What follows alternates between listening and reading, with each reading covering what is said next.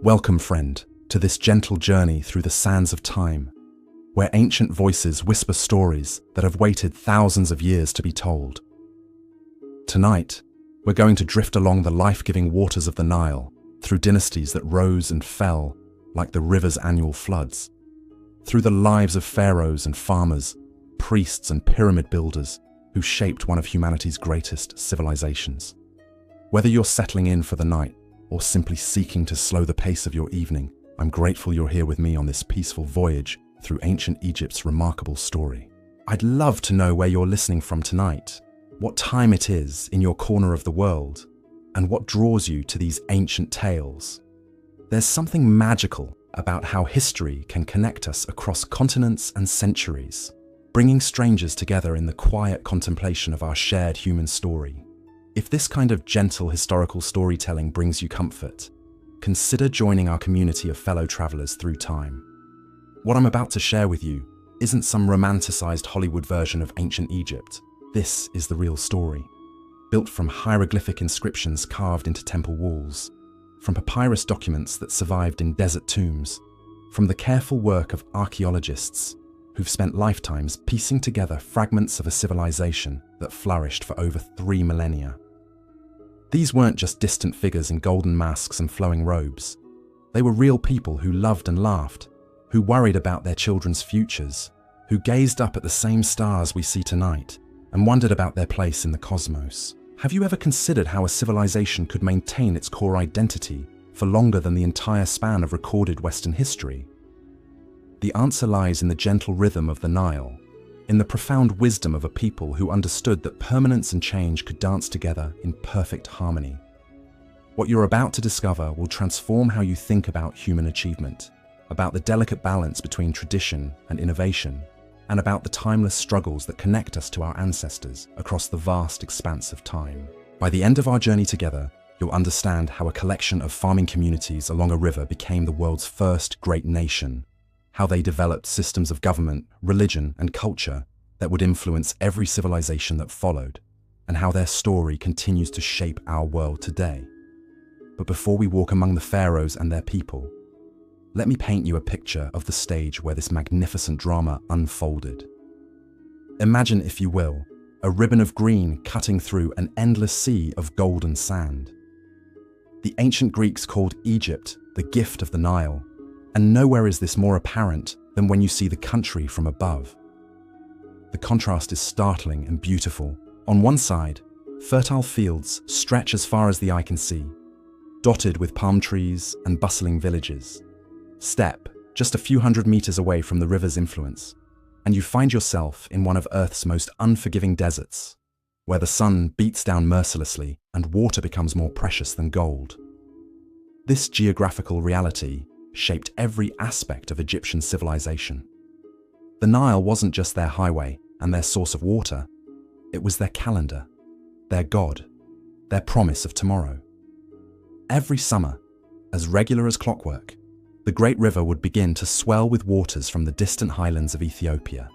By late July, the flood would arrive in southern Egypt, carrying with it rich black soil that had been eroding from African mountains for thousands of miles upstream. The Egyptians didn't fight this annual inundation. Instead, they embraced it, planned around it, celebrated it.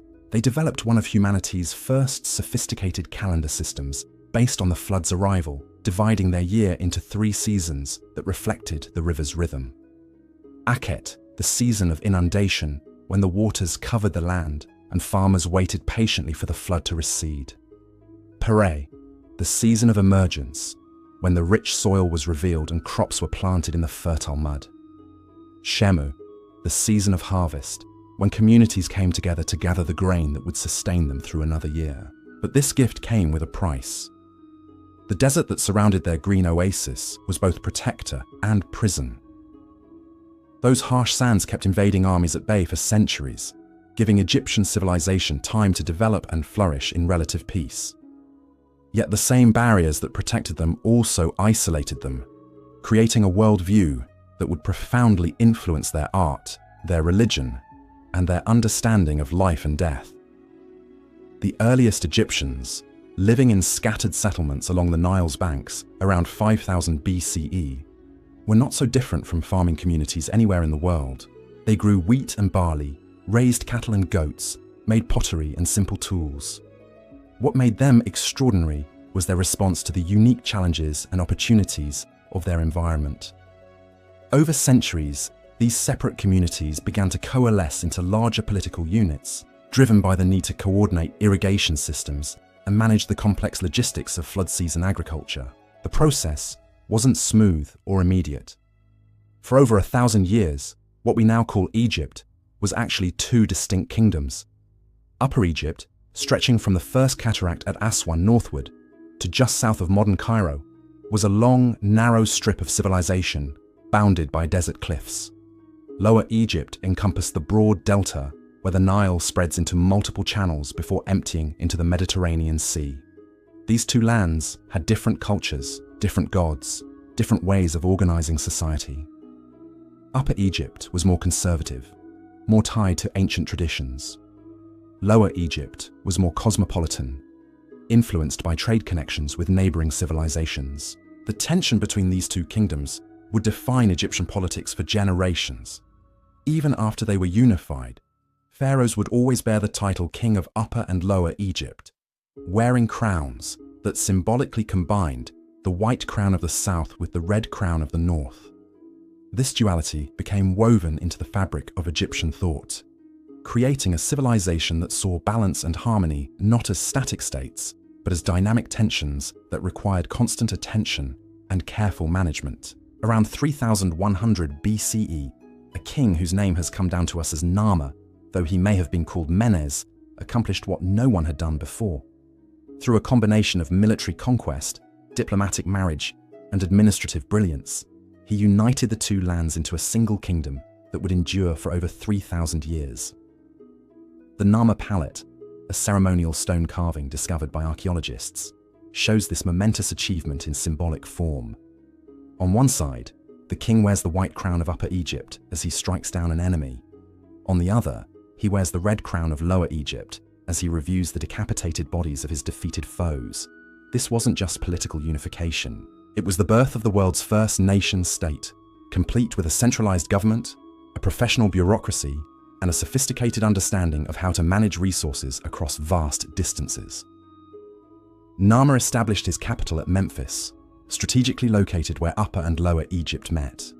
And from there began the monumental task of creating systems that could govern a territory stretching over 600 miles from north to south. The early dynastic period that followed Narmer's unification was a time of rapid innovation and experimentation. These early pharaohs were learning how to be kings of a unified nation, developing the protocols and institutions that would define Egyptian monarchy for millennia.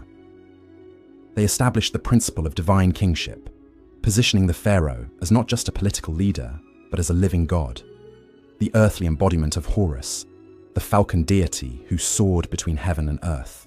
This wasn't mere political theatre. The concept of divine kingship solved practical problems that faced any ruler trying to govern a large territory with limited communication technology. If the pharaoh was a god, then his word carried absolute authority, even in distant provinces where his physical presence couldn't be felt. Local governors became not just administrators, but priests in service to a divine ruler, bound by religious as well as political obligations. The early pharaohs also began developing the elaborate burial practices that would become one of Egypt's most distinctive features. These weren't expressions of morbid obsession with death, but rather sophisticated attempts to ensure continuity of leadership and divine protection for the entire kingdom. If the pharaoh was truly a god, then his death posed a cosmic crisis that threatened the very foundations of Egyptian society. The solution was to develop burial practices that didn't just preserve the king's body, but actually facilitated his transformation into a fully divine being who could continue protecting Egypt from the afterlife. The mastaba tombs of these early rulers were impressive structures, rectangular monuments with sloping sides that rose above the desert floor like artificial hills. But they were just the beginning of an architectural tradition that would culminate in the Great Pyramids. Each generation of tomb builders learned from their predecessors, developing new techniques for cutting and moving massive stone blocks, creating more sophisticated internal chambers, and designing structures that would endure for eternity. During this formative period, Egyptian craftsmen also developed the distinctive artistic style that would remain remarkably consistent for thousands of years. This wasn't primitive art that would later evolve into something more sophisticated. It was a fully mature visual language designed to serve specific religious and political purposes. Egyptian art wasn't meant to be realistic in the way we understand the term. Instead, it was conceptual, showing not how things looked at a particular moment, but how they existed in their essential eternal forms. The famous profile view of Egyptian figures, with the head in profile but the shoulders shown frontally, wasn't the result of limited artistic skill. It was a deliberate choice that allowed artists to show the most recognizable and permanent aspects of their subjects. A profile clearly identified an individual's unique features, while the frontal view of shoulders conveyed strength and authority. The combination created images that were meant to be readable and meaningful for eternity, not just beautiful for a moment. The hieroglyphic writing system that emerged during this period reflected the same sophisticated understanding of communication and permanence. Unlike alphabetic writing systems that represent sounds, hieroglyphs combined phonetic elements with ideographic symbols that conveyed meaning directly. This made Egyptian writing incredibly flexible and expressive, capable of recording everything from simple business transactions to complex theological concepts. More importantly for our story, it created a literary tradition that preserved Egyptian voices across thousands of years. The scribes who mastered this complex writing system became the backbone of Egyptian administration. In a largely illiterate society, the ability to read and write granted enormous power and prestige. Scribal schools attached to temples and government offices trained young men in not just writing, but in mathematics, astronomy, medicine, and law. These educated administrators made it possible for pharaohs to govern effectively across vast distances, creating a bureaucratic system that was both centralized and responsive to local conditions. As the early dynastic period gave way to what historians call the Old Kingdom around 2686 BCE, all these innovations began to coalesce into something unprecedented in human history. Egypt had become not just a unified nation, but a civilization in the truest sense of the word. They had developed systems of government, religion, art, and learning that worked together to create a stable, prosperous society that could undertake projects of staggering ambition and complexity. The pharaohs of the Third Dynasty began experimenting with new forms of royal architecture that would revolutionize construction techniques and create monuments that still inspire awe today. Djoser, who ruled around 2670 BCE, commissioned his architect Imhotep to design something completely new for his eternal resting place. Instead of building a single large mastaba, they created a series of progressively smaller mastabas stacked on top of each other, creating the First Step Pyramid. First Step Pyramid. This architectural innovation at Saqqara wasn't just about creating something visually impressive. It represented a fundamental shift in how Egyptians thought about the relationship between earth and heaven, between the temporal world of the living and the eternal realm of the gods. The step pyramid rose in 6 distinct tiers, each one bringing the pharaoh's burial chamber closer to the sky, where he would join the sun god Ra in his daily journey across the heavens. Imhotep, whose name means "he who comes in peace," was far more than an architect. He was a polymath whose innovations extended into medicine, astronomy, and engineering. Later generations would deify him, recognizing that his contributions had fundamentally changed what was possible in human achievement. The step pyramid complex he designed included not just the main monument, but an entire city of the dead, complete with courtyards for eternal festivals, chapels for ongoing worship, and storage facilities for the provisions the pharaoh would need in the afterlife. The construction of this monument required organizational skills that rival those of any modern corporation. Thousands of workers had to be fed, housed, and coordinated. Stone had to be quarried from sites dozens of miles away, transported along the Nile during flood season, when the river could carry the heaviest loads, then dragged across desert and up ramps using techniques that engineers still debate today. The precision required was extraordinary. The base of the pyramid had to be perfectly level, the angles precisely calculated, the internal chambers aligned with astronomical phenomena that would occur decades or centuries in the future. What's most remarkable about this achievement is that it wasn't the work of slaves laboring under brutal conditions. as Hollywood would have us believe. Recent archaeological discoveries have revealed workers' villages near the pyramid sites, complete with breweries, bakeries, and medical facilities that provided better healthcare than most people received in the ancient world.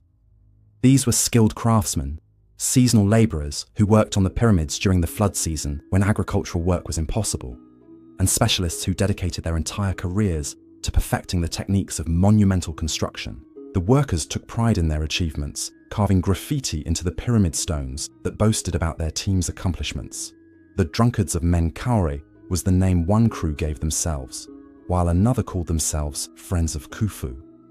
These weren't the desperate scratchings of oppressed slaves, but the confident signatures of professionals who knew they were participating in something magnificent and eternal. The success of Djoser's step pyramid inspired his successors to attempt even more ambitious projects. Sneferu, the first pharaoh of the 4th dynasty, built not one but 3 pyramids during his 30-year reign, each one representing a step forward in architectural sophistication. His bent pyramid at Dahshur shows the experimental nature of pyramid building during this period. The architects began with a steep angle of 54 degrees, but halfway through construction, they changed the angle to 43 degrees, creating the distinctive bent appearance that gives the monument its modern name. This change wasn't a sign of failure or incompetence. It was evidence of engineers learning in real time, adapting their designs as they gained experience with the immense stresses involved in pyramid construction.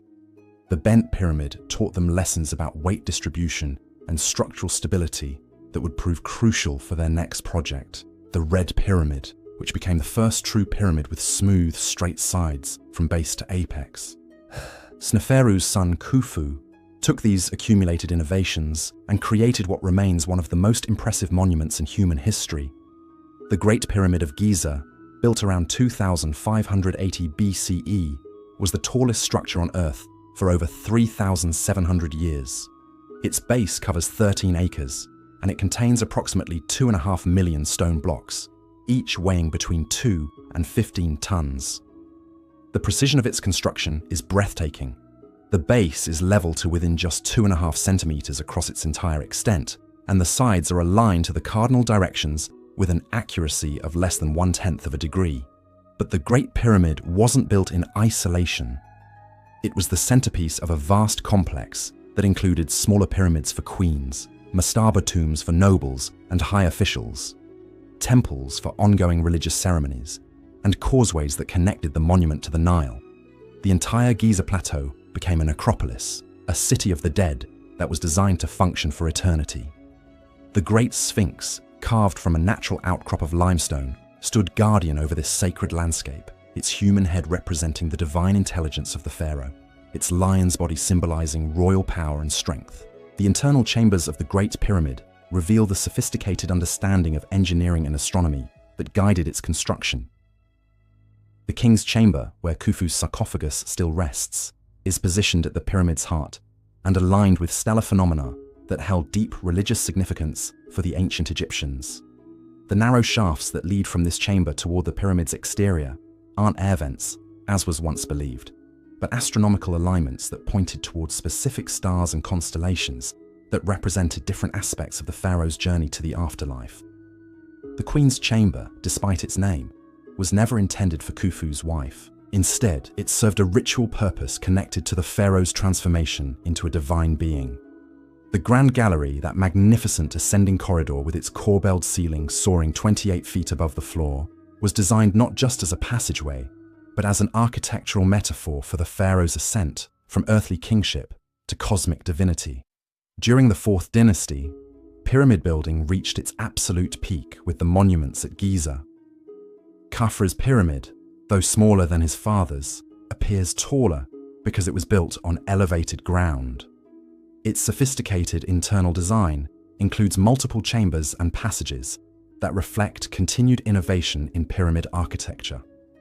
Menkaure's pyramid, the smallest of the 3 at Giza, demonstrates that even later pharaohs with more limited resources could create monuments of extraordinary beauty and precision. The pyramid builders of the Old Kingdom weren't just creating tombs. They were making profound theological statements about the nature of kingship and the relationship between human beings and the divine. Each pyramid was a machine for resurrection, designed to facilitate the pharaoh's transformation from mortal ruler to eternal god. The pyramid texts, the oldest religious writings in human history, were carved into the walls of later pyramids and describe in detail the journey the pharaoh's soul would take through the afterlife. These texts reveal a sophisticated understanding of death, not as an ending, but as a transformation. The pharaoh didn't simply die and go to heaven. Instead, he underwent a complex process of purification and rebirth that required precise ritual procedures and magical protections. The pyramid served as both the stage for these transformations and the pharaoh's eternal dwelling place from which he could continue to protect and guide Egypt. The society that created these monuments was far more complex and sophisticated than most people realize. The Old Kingdom developed a professional civil service that managed everything from tax collection to flood control across hundreds of miles of territory. Provincial governors, known as nomarchs, ruled the 42 administrative districts called nomes, each with its own local traditions and patron deities, but all united under the pharaoh's divine authority. The economy that supported pyramid building was remarkably sophisticated, based not on money as we understand it, but on a complex system of redistribution that ensured resources flowed efficiently throughout the kingdom. Farmers paid taxes in grain, which was stored in massive government granaries and then redistributed to support craftsmen, soldiers, priests, and administrators. This system created full employment and social stability while generating the enormous surpluses needed for monumental construction projects. Egyptian medicine during the Old Kingdom was far advanced compared to other ancient civilizations. Medical papyri describe surgical procedures, diagnostic techniques, and treatments that demonstrate systematic observation and experimentation. Egyptian physicians could set broken bones, remove cataracts, and perform dental procedures with remarkable skill. They understood that the heart was the center of the circulatory system and had detailed knowledge of human anatomy gained through the mummification process. The religious beliefs that guided Old Kingdom society were equally sophisticated, combining practical ethics with complex theological concepts about the nature of existence. Ma'at, the goddess of truth and justice, represented not just abstract moral principles, but practical guidelines for living in harmony with cosmic order.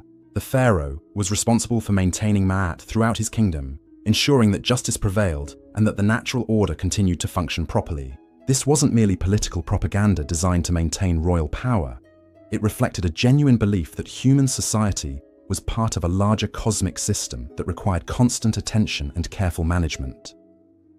When the pharaoh successfully maintained Ma'at, the Nile flooded at the proper time, crops grew abundantly, and Egypt prospered. When Ma'at was violated, chaos and disaster would follow. The art and literature of the Old Kingdom express these beliefs through works of extraordinary beauty and sophistication. The wall paintings in mastaba tombs don't just show scenes from daily life. They create eternal realities where the deceased could continue to enjoy the pleasures and activities they had loved in life. These images were believed to be magically effective, actually providing the dead with food, entertainment, and companionship for eternity. Egyptian literature from this period includes some of humanity's first great works of fiction and philosophy. The Instructions of Ptah-hotep, a wisdom text attributed to a vizier of the 5th dynasty, offers practical advice about how to live successfully and ethically. The Cannibal Hymn, found in pyramid texts, uses shocking imagery to describe the pharaoh's consumption of divine power. These works reveal minds grappling with fundamental questions about power, morality, and the meaning of existence. As the 5th and 6th dynasties unfolded, the golden age of pyramid building gradually gave way to new forms of artistic and intellectual expression that would define Egyptian civilization for centuries to come. The pharaohs of this later Old Kingdom period may not have built monuments quite as massive as the Great Pyramid, but they created something equally remarkable: a literary and artistic tradition that captured the full complexity of human experience within the framework of Egyptian religious belief. The Pyramid of Unas, last pharaoh of the 5th dynasty, marked a revolutionary moment in Egyptian history. For the first time, the interior walls of a royal tomb were covered with hieroglyphic texts, creating what scholars now call the pyramid texts. These weren't simple inscriptions recording the pharaoh's achievements. They were elaborate ritual instructions, magical spells, and theological meditations that provided a detailed map of the afterlife journey awaiting every divine king. Reading these ancient words today, you can almost hear the voices of the priests who first chanted them in the darkness of the pyramid's burial chamber. They speak of the pharaoh joining the imperishable stars, of his transformation into a falcon soaring through celestial realms, of his union with Ra as the sun god's eternal companion. But beneath the religious imagery lies something profoundly human, a civilization's attempt to understand death not as an ending, but as the ultimate adventure. The pyramid texts reveal that Egyptian religious thought was far more complex and nuanced than the simplified versions we often encounter in popular culture. These weren't people who worshipped animals or built monuments out of primitive superstition. They were sophisticated theologians grappling with questions that still challenge us today. How does consciousness survive bodily death? What is the relationship between individual identity and cosmic order?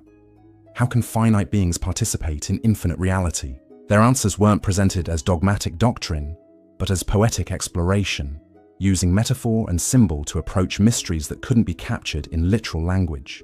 The pharaoh becomes a star, but also a bird, a bull, a lotus flower emerging from primordial waters. Each image illuminates a different aspect of transformation, creating a rich tapestry of meaning that could accommodate multiple interpretations, while maintaining core truths about the nature of existence. As royal power gradually became more distributed during the later Old Kingdom, provincial nobles began asserting greater independence and creating their own remarkable monuments. The rock-cut tombs at places like Beni Hassan and Deir el-Bersha showcase a flowering of regional artistic styles that maintained Egyptian aesthetic principles while incorporating local innovations and preferences. These weren't pale imitations of royal art, but confident expressions of a mature civilization that could support multiple centers of creativity and patronage. The autobiography of Weni, carved into his tomb at Abydos, provides an intimate glimpse into the life of a high official during the 6th dynasty. His account of leading military expeditions into Nubia and organizing massive construction projects reads like a modern executive's memoir, complete with pride in professional accomplishments and careful attention to bureaucratic detail. But it also reveals the personal relationships that made Egyptian administration function effectively, the bonds of loyalty and trust between pharaoh and servant that transformed official duty into something approaching friendship. During this period, Egyptian influence extended far beyond the Nile Valley, as trade networks carried Egyptian goods and ideas throughout the ancient Mediterranean world.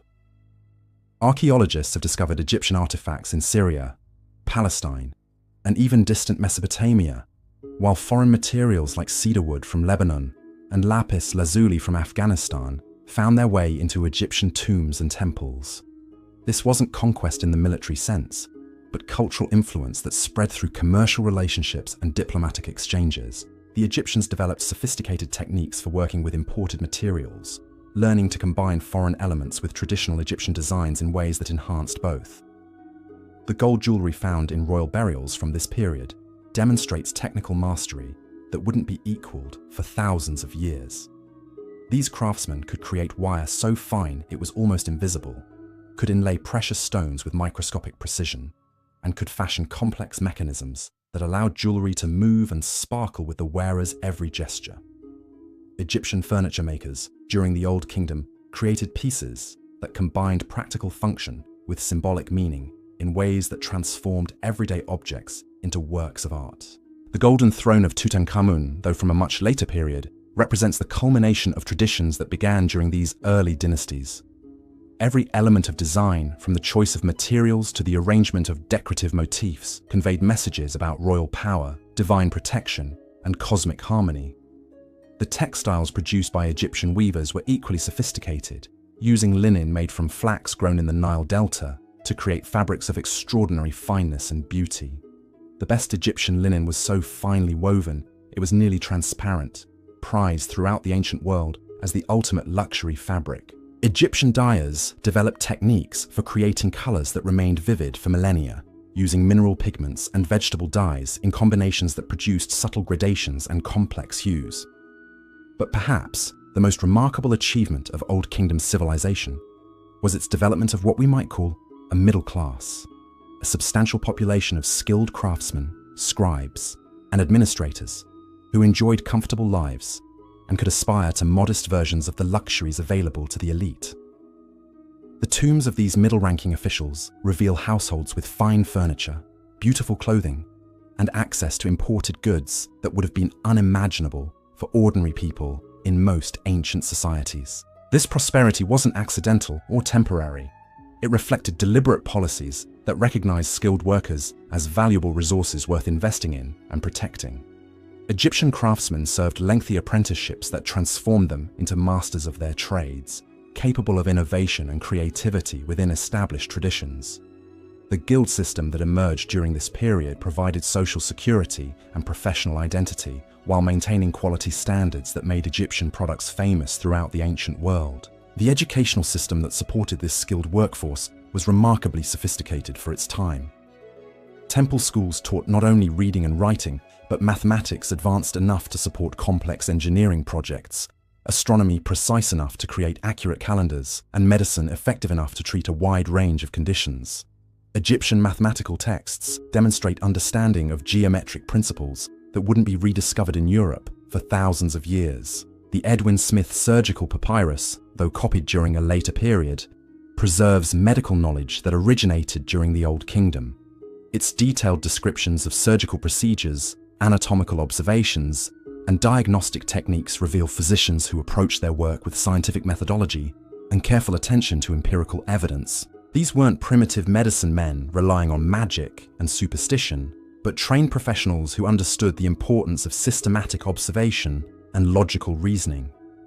Egyptian astronomy during this period achieved remarkable precision in tracking celestial movements and understanding their relationship to earthly events. The calendar they developed, based on careful observation of stellar phenomena combined with the practical necessities of agricultural planning, was so accurate that it remained in use for thousands of years. Their ability to predict eclipses, track planetary movements, and calculate the length of the year to within minutes of modern measurements demonstrates mathematical and observational skills that rival those of much later civilizations. The religious festivals that punctuated Egyptian life during the Old Kingdom weren't merely ceremonial occasions, but complex social and economic events that brought together people from across the kingdom. The Opet Festival, celebrating the annual renewal of royal power, involved elaborate processions, public feasts, and theatrical performances that reinforced social bonds while providing entertainment and spiritual renewal for participants. These festivals created shared experiences that unified diverse populations under common cultural traditions. The role of women in Old Kingdom society was remarkably progressive compared to other ancient civilizations. Egyptian women could own property, conduct business, serve as priestesses, and even rule as pharaohs under certain circumstances. The legal papyri from this period record women buying and selling real estate, managing agricultural estates, and participating in court proceedings as equals to men. This wasn't theoretical equality, but practical reality that shaped daily life for millions of people. Queen Neithotep, wife of the pharaoh Djoser, exercised real political power and was honored with her own elaborate burial complex. Her titles and inscriptions suggest she served as more than just a ceremonial consort, actively participating in governmental decisions and religious ceremonies. The artistic representations of royal women from this period show them as partners rather than subordinates, standing beside their husbands in positions of dignity and authority.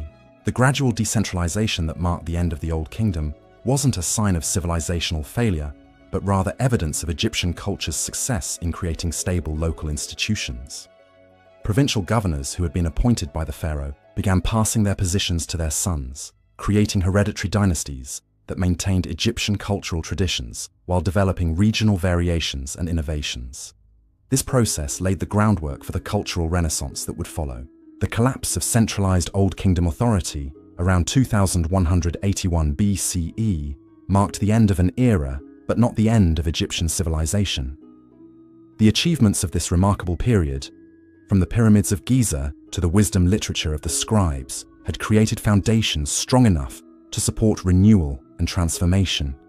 The administrative systems, artistic traditions, religious beliefs, and technological innovations developed during these centuries would continue to influence Egyptian society for thousands of years to come.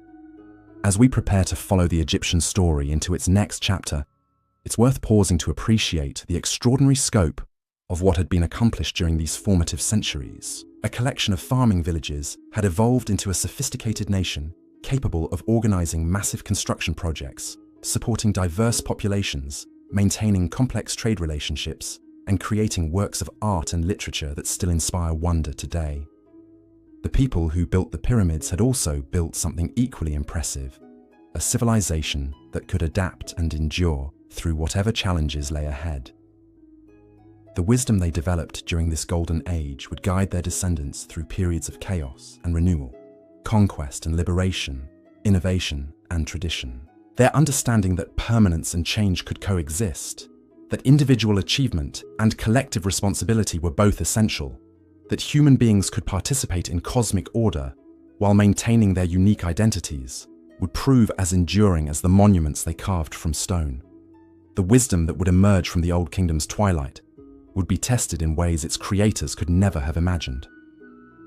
As centralized authority weakened and the Great Pyramid Age drew to a close, Egypt entered what historians call the First Intermediate Period, a time of political fragmentation that lasted from roughly 2181 to 2055 BCE. Yet this apparent collapse wasn't the end of Egyptian greatness, but rather its transformation into something more resilient and adaptable. During these uncertain years, local governors, who had once served as the pharaoh's appointed representatives, began asserting independence, creating a patchwork of competing kingdoms along the Nile. The nome system that had been the backbone of Old Kingdom administration became the foundation for dozens of small states, each maintaining Egyptian cultural traditions while developing their own distinctive characteristics. Far from destroying Egyptian civilization, this decentralization allowed it to evolve and experiment in ways that would prove crucial for its long-term survival. The provincial courts that emerged during this period became laboratories of innovation, fostering artistic styles and literary forms that would enrich Egyptian culture for centuries to come. The rock-cut tombs at Beni Hassan showcase the confidence of these regional rulers, their walls decorated with scenes of daily life that reveal a society adapting creatively to changing circumstances. These weren't crude imitations of royal art, but sophisticated expressions of Egyptian aesthetic principles applied to new contexts and purposes. One of the most remarkable documents from this period is the Admonitions of Ipuwer, a literary work that describes social upheaval with vivid imagery and emotional power. The text speaks of servants becoming masters, of the poor wearing fine linen while the rich go hungry, of sacred traditions being abandoned, and ancient wisdom forgotten. Modern scholars debate whether these descriptions reflect actual historical events or represent literary metaphors for cosmic disorder, but the document's emotional impact is undeniable. What makes the Admonitions particularly fascinating is how it frames social chaos not as random catastrophe, but as the consequence of abandoning Ma'at, the principle of cosmic order that had guided Egyptian society since its earliest days. The author isn't simply lamenting political instability, but calling for renewal of the ethical and spiritual foundations that made Egyptian civilization possible. This wasn't pessimistic despair, but prophetic hope, a vision of restoration that would inspire future generations. The literature of the First Intermediate Period reveals Egyptian intellectuals grappling with questions that remain relevant today. How should individuals respond when established institutions fail? What obligations do people have to each other during times of crisis? Can traditional wisdom provide guidance for unprecedented challenges? The answers they developed weren't simple or dogmatic, but complex and nuanced, acknowledging both human limitations and divine possibilities. The Tale of the Eloquent Peasant, composed during this period, tells the story of a farmer who travels to the capital seeking justice after being robbed by a corrupt official. His speeches before the court combine legal argumentation with poetic eloquence, demonstrating that wisdom and virtue aren't limited to the educated elite, but can emerge from unexpected sources. The story's popularity suggests that Egyptian audiences appreciated its message about individual dignity and moral courage. These literary works weren't created in isolation, but reflected broader social and intellectual developments that were transforming Egyptian society. The democratization of religious beliefs that began during the late Old Kingdom accelerated during the First Intermediate Period, as ordinary people claimed access to afterlife privileges that had previously been reserved for royalty. The coffin texts, magical spells painted inside the wooden coffins of middle-class Egyptians, adapted royal pyramid texts for use by anyone who could afford proper burial preparations. This religious democratization had profound social implications, creating new forms of personal piety and individual responsibility that complemented traditional communal worship. People began commissioning autobiographical inscriptions that emphasized their moral achievements rather than just their official titles or family connections. These texts reveal individuals who saw themselves as personally accountable for maintaining Mayhat in their daily lives, not just passive subjects of divine pharaonic authority. The technological innovations that emerged during this period of political fragmentation would prove equally important for Egypt's future development. Provincial workshops, freed from the constraints of royal monopolies, experimented with new techniques for working metal, weaving textiles, and creating pottery. The bronze working technology that would revolutionize Egyptian military capabilities first appeared during these centuries, developed by craftsmen who could respond quickly to local needs and opportunities. Egyptian agriculture also evolved significantly during the First Intermediate Period, as farmers developed new irrigation techniques and crop varieties that increased productivity while reducing dependence on centralized management systems. The Shadoof, a simple but effective lever system for lifting water from canals to fields, allowed individual farmers to expand their cultivated areas without massive state investment in infrastructure. These innovations would prove crucial when centralized government was eventually restored. The trading networks that had connected Egypt to the broader Mediterranean world didn't disappear during this period of political fragmentation, but actually became more diverse and flexible. Local rulers established their own commercial relationships with foreign partners, creating multiple channels for acquiring imported goods and materials. This diversification made Egyptian trade more resilient, while introducing new influences that would enrich Egyptian culture. Archaeological evidence from sites like Heracleopolis and Thebes reveals that some provincial centers actually prospered during the First Intermediate Period, their rulers commissioning impressive monuments and supporting sophisticated cultural activities. The tomb of Anktefi at Mawala includes autobiographical inscriptions that boast of his success in maintaining order and prosperity in his province, despite the surrounding chaos. These local strongmen weren't destructive warlords, but capable administrators who preserved Egyptian civilization at the regional level. The gradual reunification of Egypt that began around 2055 BCE wasn't imposed from outside, but emerged organically from these provincial power centers. The Theban princes, who eventually established the Middle Kingdom, drew on traditions and innovations that had been developing throughout Egypt during the Intermediate Period. Their success resulted not from military conquest alone, but from their ability to synthesize local developments into a renewed national vision.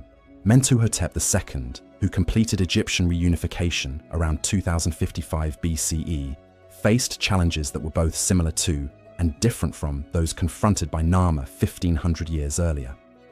Like the first unifier, he had to create institutions capable of governing a large territory populated by people with diverse local loyalties. Unlike Narmer, he had to work with provincial elites who had grown accustomed to independence and had developed their own sources of legitimacy and power. The Middle Kingdom that emerged from this reunification process was more decentralized and flexible than its Old Kingdom predecessor, incorporating lessons learned during the Intermediate Period about the importance of local autonomy and regional variation. The pharaohs of the 11th and 12th dynasties ruled not as absolute autocrats, but as coordinators of a complex system that balanced central authority with provincial independence. The literature of the early Middle Kingdom reflects this new understanding of political leadership, emphasizing the pharaoh's role as shepherd of his people rather than distant divine ruler. The instructions for King Merikare, attributed to a pharaoh advising his son and successor, counsels moderation, wisdom, and attention to subjects' welfare. The text acknowledges that royal power depends ultimately on popular support and divine approval, both of which must be earned through virtuous conduct. This more nuanced understanding of kingship was reflected in the architectural projects undertaken by Middle Kingdom pharaohs. While they continued building pyramids, these monuments were smaller and more efficient than their Old Kingdom predecessors, demonstrating that impressive scale wasn't necessary for effective royal symbolism. The pyramid complex of Amenemhat III at Hawara included innovative drainage systems and structural features that showed how Egyptian engineering continued to evolve and improve. The Middle Kingdom also saw remarkable developments in Egyptian art and craftsmanship, as royal workshops combined traditional techniques with innovations developed during the intermediate period. The jewelry found in the tomb of Princess Sithathoryunet demonstrates technical mastery that surpassed even Old Kingdom achievements, using complex wirework and granulation techniques to create pieces of extraordinary delicacy and beauty. The crown of Princess Khanumet incorporates over 700 individual elements assembled with microscopic precision.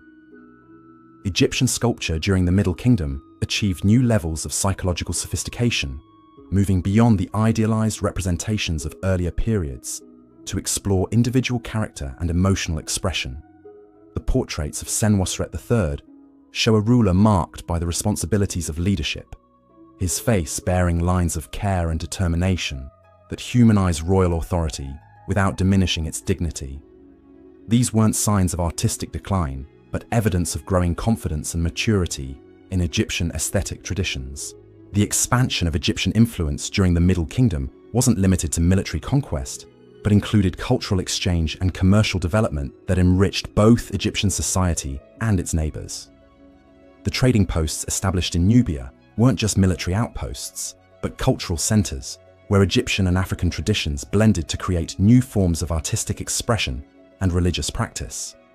The fortress at Buhan included temples, workshops, and residential areas that supported a thriving multicultural community. Egyptian expeditions to the mysterious land of Punt, probably located along the Red Sea coast of modern Somalia and Eritrea, brought back exotic goods and knowledge that fascinated Egyptian audiences. The detailed reliefs in Hatshepsut's temple at Deir el-Bahri show Puntiti houses built on stilts, strange animals and plants, and people whose appearance and customs differed dramatically from Egyptian norms. These images weren't just exotic curiosities, but evidence of Egyptian openness to learning from other cultures. The technological achievements of the Middle Kingdom included innovations in metallurgy, mathematics, and medicine that would influence Egyptian civilization for centuries to come. The mathematical papyri from this period demonstrate sophisticated understanding of geometry and algebra, including techniques for calculating areas and volumes that supported complex engineering projects. The Moscow Mathematical Papyrus includes problems involving pyramids and other geometric shapes that show how theoretical mathematics supported practical construction work. Egyptian medicine during the Middle Kingdom built on Old Kingdom foundations while incorporating new knowledge gained through expanded contact with other civilizations.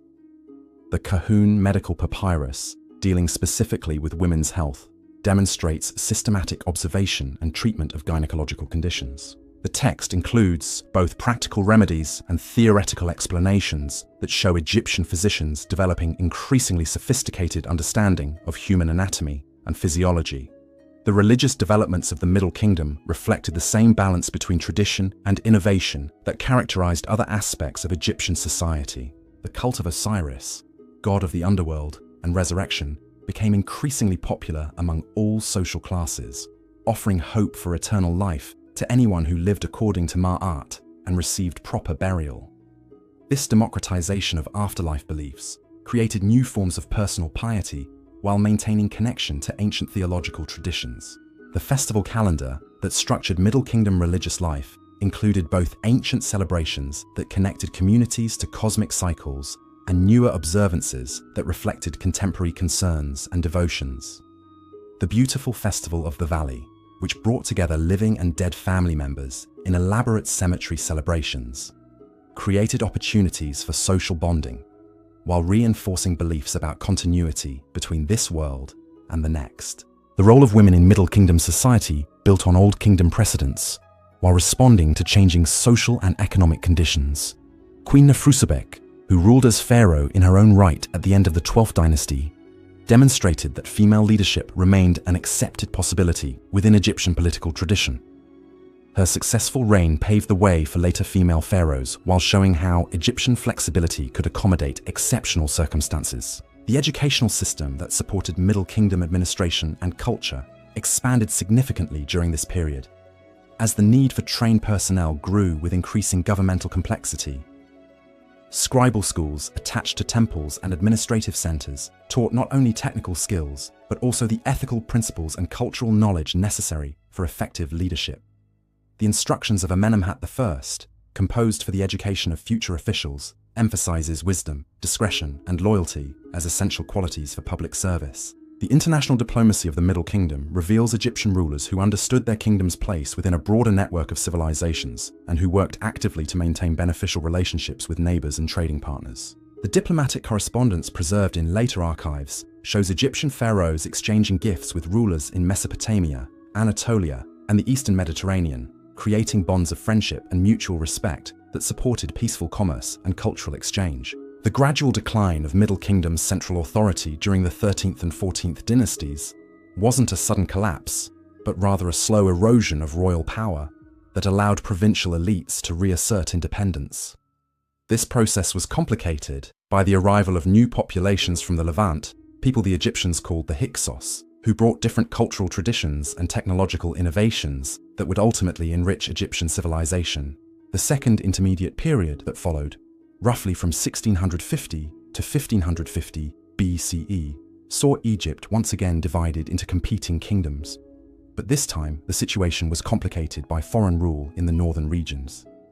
The Hyksos kings who established themselves in the Nile Delta weren't brutal conquerors, but capable administrators who adopted Egyptian governmental practices while maintaining their own cultural identities. Their rule introduced new military technologies and diplomatic practices that would prove valuable for Egypt's future development. The horse-drawn chariot, bronze weapons, and composite bow that the Hyksos brought to Egypt revolutionized military capabilities and would be crucial for the imperial expansion that characterized the new kingdom. But these innovations weren't simply imposed on Egyptian society. They were adapted and improved by Egyptian craftsmen who combined foreign techniques with traditional Egyptian approaches to create superior tools and weapons.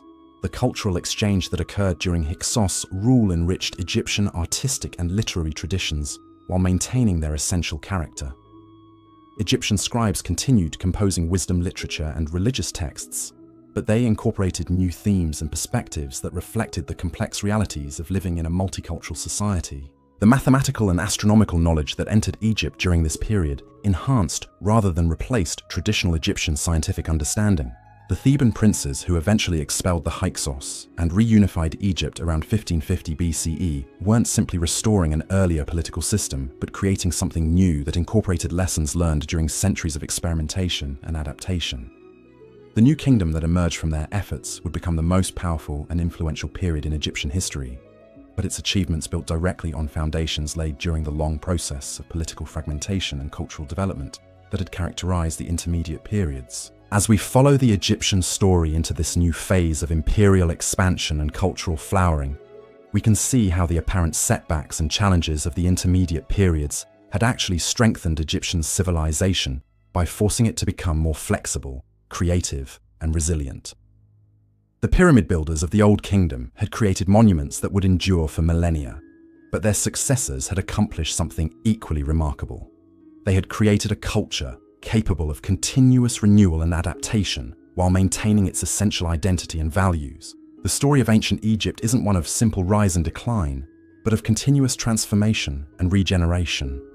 A civilization that learned to balance stability with change, tradition with innovation, local autonomy with national unity. The lessons they developed during these crucial centuries of challenge and renewal would guide them through the imperial glories and eventual transformations that lay ahead, creating a legacy that would influence human civilization long after the last pharaoh had laid down the double crown of Upper and Lower Egypt. Crown of Upper and Lower Egypt. The pharaohs who emerged from Thebes to challenge Hyksos rule weren't driven by simple xenophobia or desire to restore some imagined golden age. They were pragmatic leaders who recognized that Egypt's future lay not in isolation, but in active engagement with the wider world. Kamose, the last king of the 17th dynasty, began the liberation campaign that would transform Egypt from a divided kingdom into the ancient world's first true superpower. His war wasn't just about expelling foreign rulers, but about reimagining what Egyptian civilization could become. The mummy of Kamose, discovered in a simple coffin near Thebes, tells a story of determination and sacrifice. His body bears the marks of violent death, probably sustained in battle against Hyksos forces or their Egyptian allies. Yet even in death, his face retains an expression of quiet dignity that speaks to the character required for such a monumental undertaking. This wasn't a king who sent others to fight his battles, but a warrior pharaoh who understood that leadership sometimes requires the ultimate personal sacrifice. Ahmose I, who completed his brother's work and established the 18th dynasty around 1550 BCE, possessed the diplomatic skills and strategic vision necessary to transform military victory into lasting political achievement. The reunification he accomplished wasn't just a restoration of earlier Egyptian unity, but the creation of something entirely new, a kingdom that could project power across vast distances while maintaining the cultural coherence that had always been Egypt's greatest strength. The new kingdom that Ahmose founded would endure for nearly 500 years, creating an imperial system that stretched from Nubia in the south to the Euphrates River in the north. But this expansion wasn't motivated by simple territorial ambition. Egyptian pharaohs understood that in a world of increasingly powerful neighbors, security required active defense of Egypt's interests beyond its traditional borders. The buffer zones they created in Nubia and the Levant protected the Nile Valley, while providing access to resources and trade routes essential for Egyptian prosperity. The administrative system that governed this expanded Egypt demonstrated remarkable sophistication in balancing central control with local autonomy. Provincial governors in distant territories weren't just military commanders, but cultural ambassadors who spread Egyptian influence through example rather than coercion. The temple complexes they built in places like Soleb and Amara incorporated local architectural traditions while maintaining distinctively Egyptian religious and symbolic content. The military innovations that made New Kingdom expansion possible reflected Egyptian ability to adopt and improve foreign technologies while maintaining their own tactical advantages. The horse-drawn chariot that had given Hyksos forces their initial superiority was perfected by Egyptian craftsmen who created lighter, faster, more maneuverable vehicles that dominated battlefields from Syria to Sudan. Egyptian composite bows, made from horn, wood, and sinew laminated together, could penetrate armor at distances that made traditional infantry formations obsolete. But Egyptian military success wasn't based solely on technological superiority. The professional army that emerged during the New Kingdom combined traditional Egyptian organizational skills with tactical flexibility learned from generations of conflict with diverse enemies. Egyptian generals like Thutmose III weren't just competent field commanders, but strategic thinkers who understood how military force could support diplomatic objectives and economic interests. The Battle of Megiddo, fought around 1457 BCE, demonstrates how Egyptian military doctrine had evolved since the Pyramid Age. Thutmose III faced a coalition of Canaanite princes supported by the powerful kingdom of Mitanni, enemies who possessed comparable weapons and training, but lacked Egyptian advantages in logistics and coordination. The pharaoh's victory wasn't achieved through superior numbers or equipment, but through careful planning, intelligence gathering, and the ability to maintain unit cohesion during complex tactical maneuvers. The siege that followed the battle reveals another dimension of Egyptian military capabilities. The systematic investment of Megiddo required engineering skills that could construct and maintain siege works over extended periods, while keeping supply lines open across hundreds of miles of potentially hostile territory. The detailed records kept by Egyptian scribes during this campaign show a military organization that valued documentation and analysis as much as courage and skill in combat. Egyptian diplomacy during the New Kingdom was equally sophisticated, creating a network of alliances and tributary relationships that supported imperial expansion while minimizing the costs of direct military control. The Amarna letters, diplomatic correspondence preserved in the archives of Akhetaten, reveal a world where Egyptian pharaohs corresponded as equals with kings of Babylon, Assyria, and Mitanni, exchanging gifts and negotiating marriages that cemented political alliances across the ancient Near East. These diplomatic relationships weren't merely formal treaties, but personal bonds between rulers who understood each other's languages, customs, and concerns. Egyptian princesses married foreign kings, while daughters of allied rulers joined the pharaoh's household, creating family connections that made warfare between their kingdoms less likely. The gold that Egypt controlled from Nubian mines provided the luxury goods necessary to maintain these relationships, while imported materials like silver, lapis lazuli, and cedar wood enhanced Egyptian artistic and architectural projects. The cultural flowering that accompanied New Kingdom political expansion touched every aspect of Egyptian society, from royal palaces to workers' villages. The tomb paintings at Thebes showcase artistic techniques that combined traditional Egyptian principles with influences absorbed from conquered territories and allied kingdoms. The tomb of Nebumun, a middle-ranking official, includes scenes of daily life rendered with such skill and attention to detail that modern viewers can almost hear the laughter of children playing and smell the incense burning in household shrines. Egyptian sculpture during this period achieved new levels of technical mastery and emotional expression, moving beyond the formal constraints of earlier dynasties to explore individual personality and psychological depth. The colossal statues of Amenhotep III at Luxor Temple demonstrate how monumental scale could be combined with subtle modeling to create images that were simultaneously overwhelming and intimate. These weren't generic representations of royal power, but portraits of specific individuals whose character emerged through careful attention to facial features and bodily proportions. The religious architecture of the New Kingdom reflects the same balance between tradition and innovation that characterized other aspects of Egyptian culture.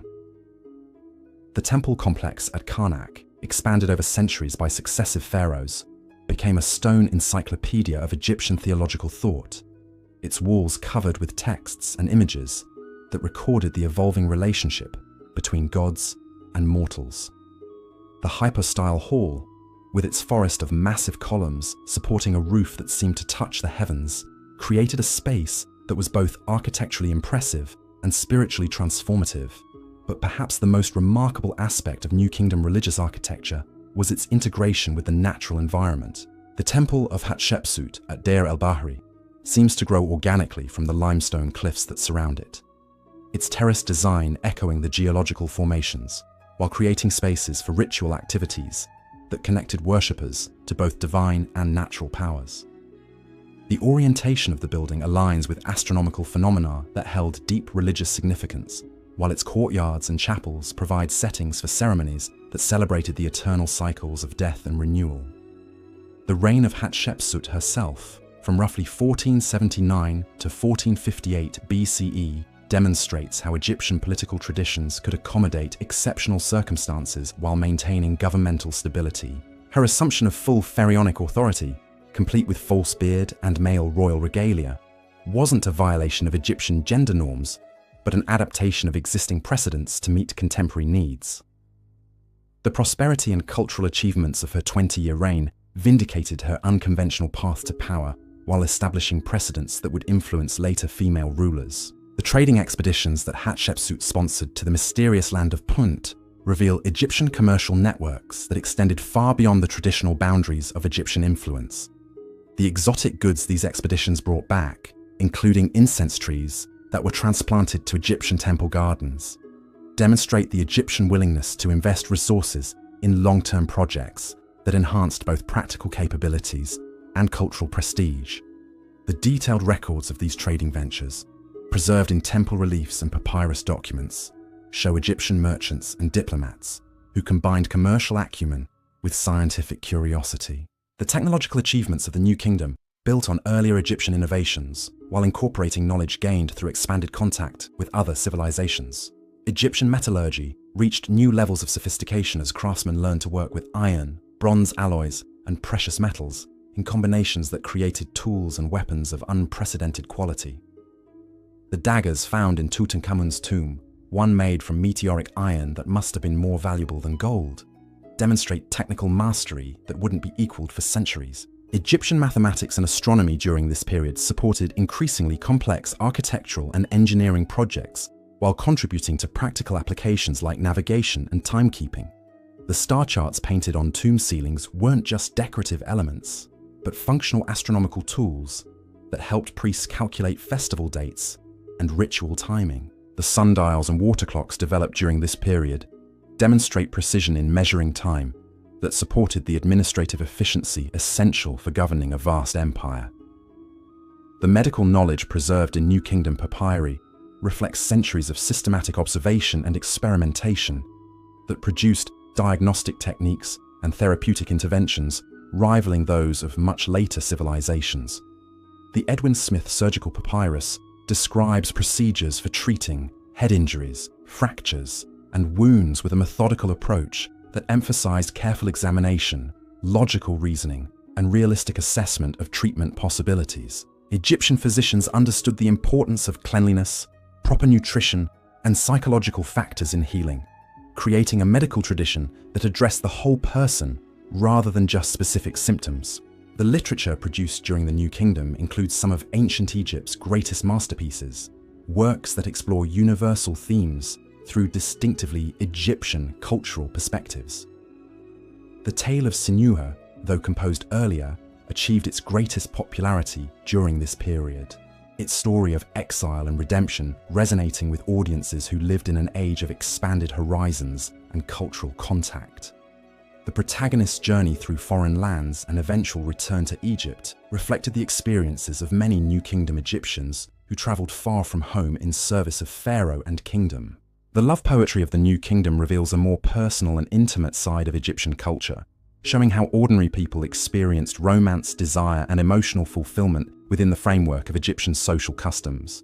These poems weren't crude or simplistic, but sophisticated literary works that used natural imagery and religious symbolism to explore the complexities of human relationships.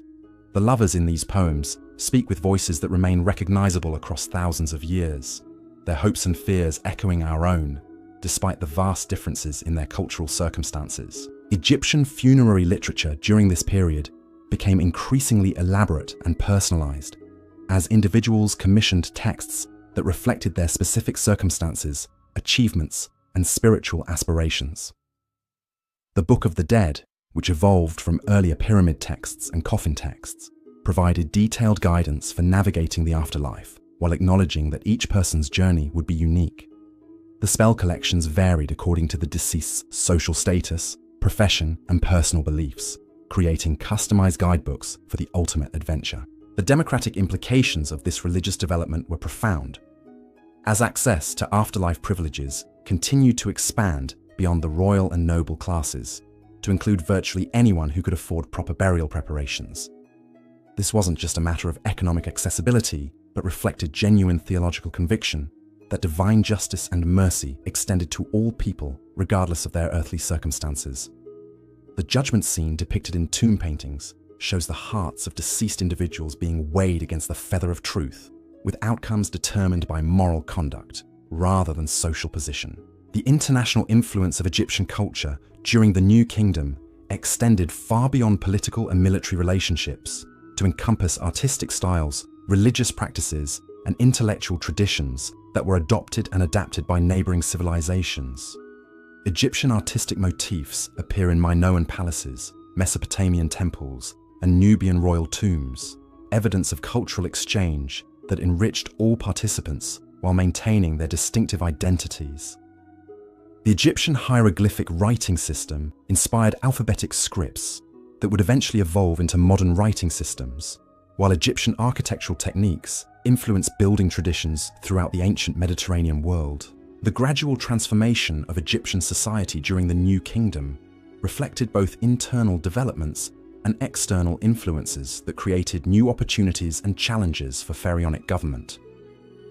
The professional military class that emerged during this period developed its own traditions and loyalties that sometimes conflicted with traditional civilian authority. The priests who administered Egypt's increasingly wealthy temples accumulated resources and influence that made them potential rivals to royal power. The merchants and craftsmen who prospered from imperial expansion created new forms of wealth and social mobility that complicated traditional hierarchies. These tensions weren't necessarily destructive, but reflected the natural evolution of a civilization that had successfully adapted to changing circumstances while maintaining its essential character. The flexibility that had enabled Egypt to survive the intermediate periods continued to serve the kingdom well during the imperial age, allowing it to accommodate new realities without abandoning the fundamental principles that had guided Egyptian society since its earliest days. The reign of Amenhotep III, from roughly 1391 to 1353 BCE, represents the pinnacle of New Kingdom prosperity and cultural achievement. His kingdom stretched from the Fourth Cataract in Sudan to the Euphrates River in Syria, generating wealth that supported artistic and architectural projects of unprecedented scale and magnificence. The palace complex he built at Malkata was a city in itself, complete with harbours, gardens, workshops, and residential areas that housed thousands of people involved in court life and governmental administration. The diplomatic correspondence from Amenhotep III's reign reveals an Egyptian pharaoh who was acknowledged as first among equals by the other great powers of his time. Kings of Babylon and Assyria addressed him as brother, while rulers of smaller states sought his protection and support. The gold mines of Nubia provided resources for maintaining these relationships through generous gift-giving, while Egyptian military strength ensured that diplomacy was backed by credible deterrent force. The religious developments during Amenhotep III's reign set the stage for the more dramatic changes that would follow under his son and successor.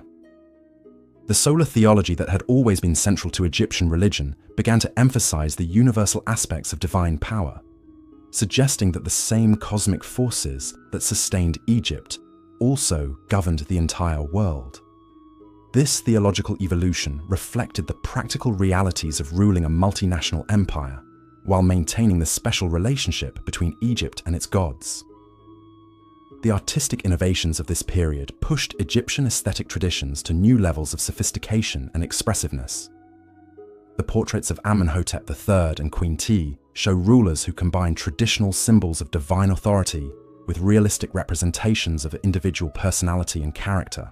These weren't idealized images, but portraits of specific people whose humanity enhanced rather than diminished their royal dignity. The transition to the reign of Akhenaten around 1353 BCE marked one of the most dramatic episodes in Egyptian history, a period of religious and artistic revolution that challenged fundamental assumptions about divine authority and royal legitimacy. The young pharaoh's decision to abandon traditional Egyptian polytheism in favor of exclusive worship of the Aten, the solar disk, represented either visionary religious insight or dangerous political miscalculation, depending on one's perspective. The new capital city that Akhenaten built at Amarna was designed to embody his revolutionary religious vision, its temples open to the sky rather than enclosed in traditional darkness, its art depicting the royal family in intimate domestic scenes that violated centuries of formal protocol.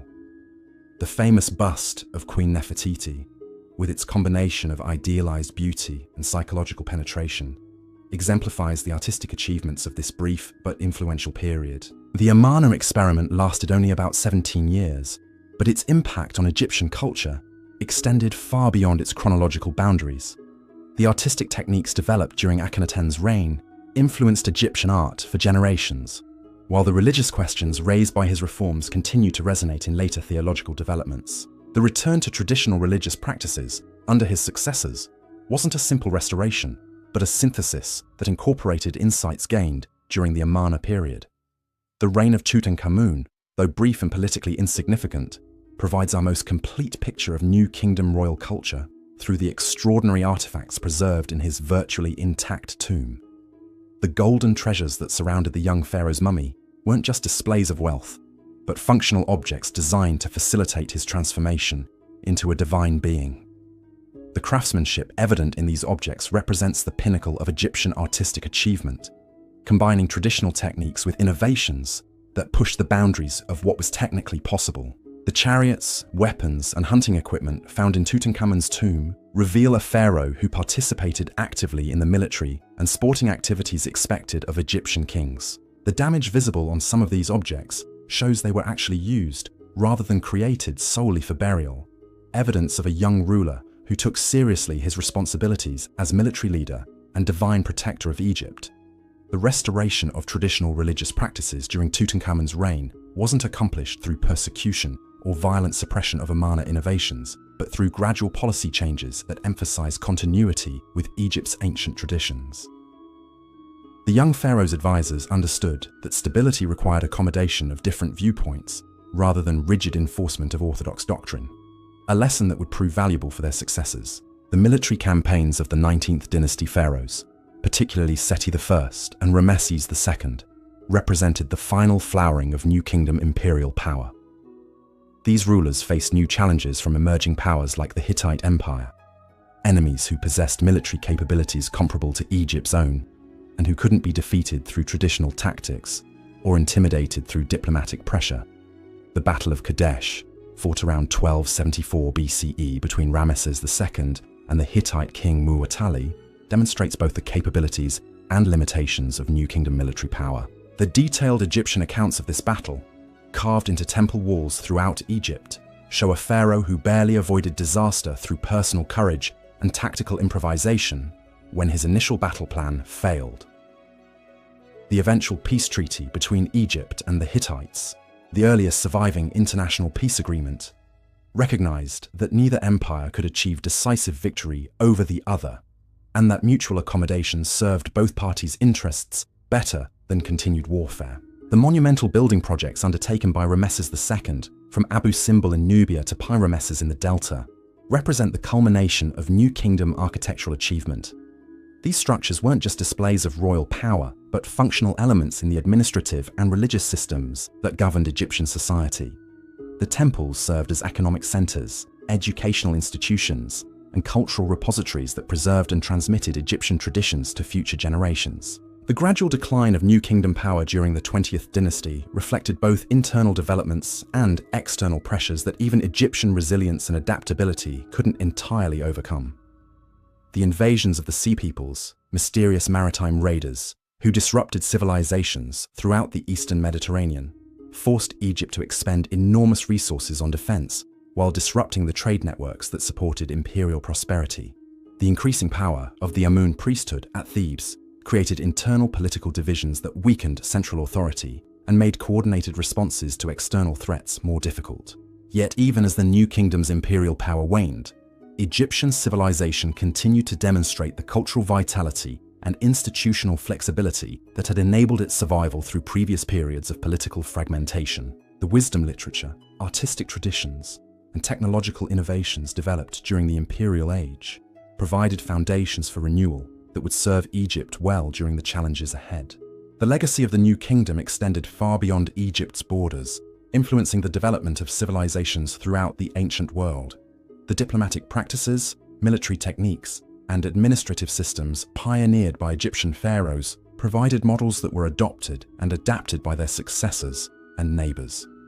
The artistic and architectural achievements of this period continued to inspire builders and craftsmen for centuries, while Egyptian religious and philosophical ideas contributed to the intellectual traditions that would eventually give rise to classical Greek and Roman civilization. As we prepare to follow the Egyptian story through its later transformations, we can see how the imperial age had both fulfilled and transformed the potential that had been developing since the earliest dynasties. The pyramid builders of the Old Kingdom had created monuments that embodied Egyptian understanding of cosmic order and divine authority. The New Kingdom pharaohs had taken these same principles and applied them to the governance of a multinational empire, demonstrating that Egyptian wisdom could adapt to new circumstances while maintaining its essential character. The challenges that lay ahead would test this adaptability in new ways, as Egypt faced conquest by foreign powers who brought different cultural traditions and political systems. But the foundations laid during 3,000 years of independent development had created a civilization so deeply rooted and broadly influential that it would continue to shape human culture long after the last native pharaoh had surrendered the double crown. The story of ancient Egypt wasn't ending, but entering a new phase, one that would reveal new dimensions of the remarkable civilization that had grown from humble farming villages beside the life-giving Nile. The Third Intermediate Period that began around 1070 BCE wasn't a sudden collapse.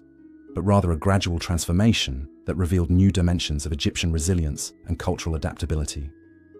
As centralized pharaonic authority weakened, the great temples became centers of political and economic power, their high priests accumulating resources and influence that rivaled traditional royal authority. At Thebes, the high priests of Amun established what was essentially an independent kingdom, minting their own coins and conducting their own foreign policy while maintaining the fiction of loyalty to pharaohs ruling from the distant delta. This wasn't the chaos that had characterized earlier intermediate periods, but a more sophisticated form of decentralization that preserved Egyptian cultural traditions while adapting them to new political realities. The Theban priest-kings weren't destroyers of pharaonic tradition, but inheritors who understood that effective leadership required flexibility in changing circumstances. Their tombs and monuments demonstrate continued mastery of Egyptian artistic techniques, while incorporating innovations that reflected their unique position as both religious and secular rulers. In the north, a parallel development saw the rise of Libyan dynasties whose rulers had originally served as mercenaries in Egyptian armies, but gradually established their own power bases in the fertile Delta region. These foreign-born pharaohs didn't impose alien traditions on Egyptian society, but instead embraced Egyptian culture so thoroughly that their monuments and inscriptions are virtually indistinguishable from those of native rulers. The 22nd dynasty, established around 945 BCE by Shoshenq I, demonstrates how Egyptian civilization had developed such cultural magnetism that even conquerors became converts. The phenomenon of multiple pharaohs ruling simultaneously in different parts of Egypt might seem like evidence of political failure, but it actually represented a sophisticated solution to the challenge of governing a large territory with limited communication technology. Each regional pharaoh could respond quickly to local needs, while maintaining connection to broader Egyptian traditions through shared religious practices, artistic styles, and administrative procedures. The result was a kind of federal system that preserved Egyptian unity while allowing for regional variation and innovation. The artistic achievements of this period reveal craftsmen working within well-established traditions while developing new techniques and exploring fresh approaches to familiar themes.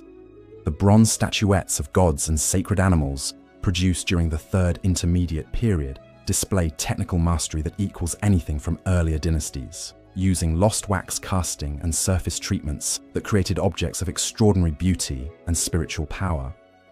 These weren't crude copies of earlier masterpieces, but confident expressions of continuing artistic vitality.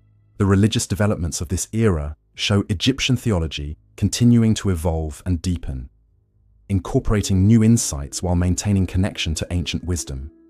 The cult of Isis expanded significantly during this period, transforming a relatively minor goddess into one of Egypt's most beloved and powerful deities. Her mythology, which told of her devotion to her murdered husband Osiris and her protection of their son Horus, resonated with ordinary Egyptians who faced their own challenges of loss, suffering, and hope for renewal. The democratization of religious practice that had begun during earlier periods reached full flowering during the Third Intermediate Period, as elaborate burial preparations and afterlife provisions became accessible to broader segments of society. The Papyrus of Ani, one of the finest surviving copies of the Book of the Dead, was commissioned by a relatively modest scribe, whose resources allowed him to acquire a beautifully illustrated guidebook for his journey through the afterlife. This wasn't evidence of social decline, but of expanding opportunities for spiritual fulfillment. The international relationships that Egypt maintained during this period demonstrate the continuing respect that foreign powers held for Egyptian culture and expertise, even when Egyptian military power was no longer dominant. Egyptian priests and scholars were consulted by rulers throughout the ancient Near East on matters ranging from architecture and engineering to medicine and astronomy. The knowledge systems that had been developed over millennia of Egyptian civilization continued to provide valuable insights for neighbors who faced similar challenges. The technological innovations of this period included advances in metallurgy, glassmaking, and textile production that built on earlier Egyptian achievements while incorporating techniques learned through expanded trade contacts. Egyptian craftsmen developed new methods for working with iron, creating tools and weapons that were both functional and beautiful. The decorated bronze mirrors cosmetic containers, and jewelry of this era demonstrate how utilitarian objects could be transformed into works of art through skilled craftsmanship and careful attention to aesthetic principles. The literary works produced during the Third Intermediate Period reflect themes of uncertainty and renewal that spoke to audiences living through times of political change. The prophecy of Nefertiti, though composed earlier, gained new relevance as Egyptians contemplated the relationship between human agency and divine will in shaping historical events.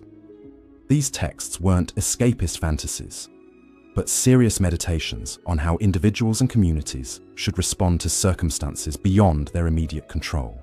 The gradual reunification of Egypt that began during the 8th century BCE emerged from the southern kingdom of Kush, whose rulers had preserved Egyptian cultural traditions with such devotion that they eventually claimed the right to restore proper pharaonic authority throughout the Nile Valley. The Kushite pharaohs of the 25th dynasty weren't foreign conquerors, but cultural conservatives who believed that true Egyptian kingship had been corrupted by northern rulers who had compromised with foreign influences. Piye, the Kushite king, who conquered most of Egypt around 747 BCE, approached his campaigns not as mere military expeditions, but as religious missions to restore Ma'at to a land that had fallen away from its proper relationship with the gods. His victory stela, carved in both Egyptian hieroglyphs and the Kushite Meroitic script, describes his horror at finding sacred horses mistreated in the stables of defeated enemies, evidence of moral corruption that justified his intervention in Egyptian affairs. The Kushite restoration brought renewed vigor to Egyptian artistic and architectural traditions that had been maintained but not significantly developed during the preceding centuries. The pyramid building program initiated by the Kushite pharaohs at sites like Nuri and Jebel Barkal created monuments that combined traditional Egyptian design principles with distinctively Nubian architectural features. These structures weren't crude imitations of Old Kingdom pyramids, but sophisticated expressions of a mature civilization that understood how to honor the past while addressing contemporary needs. The Renaissance in Egyptian sculpture during the Kushite period produced works that achieved new levels of technical excellence while exploring psychological depths that earlier artists had rarely attempted. The portrait heads of Kushite pharaohs show rulers marked by the responsibilities of leadership, their faces bearing expressions of determination and spiritual authority that transcends conventional representations of royal power. These weren't idealized images, but portraits of specific individuals whose character emerged through careful attention to physiognomy and expression. The religious reforms undertaken by the Kushite pharaohs weren't innovations, but rather attempts to restore practices that they believed had been neglected or corrupted during the preceding period of political fragmentation. Their emphasis on traditional rituals, proper temple maintenance, and orthodox theological doctrine appealed to Egyptian priests and common people who yearned for stability and continuity after centuries of uncertainty. The international position that Egypt achieved under Kushite rule reflected the continuing attraction of Egyptian civilization for peoples throughout the ancient world.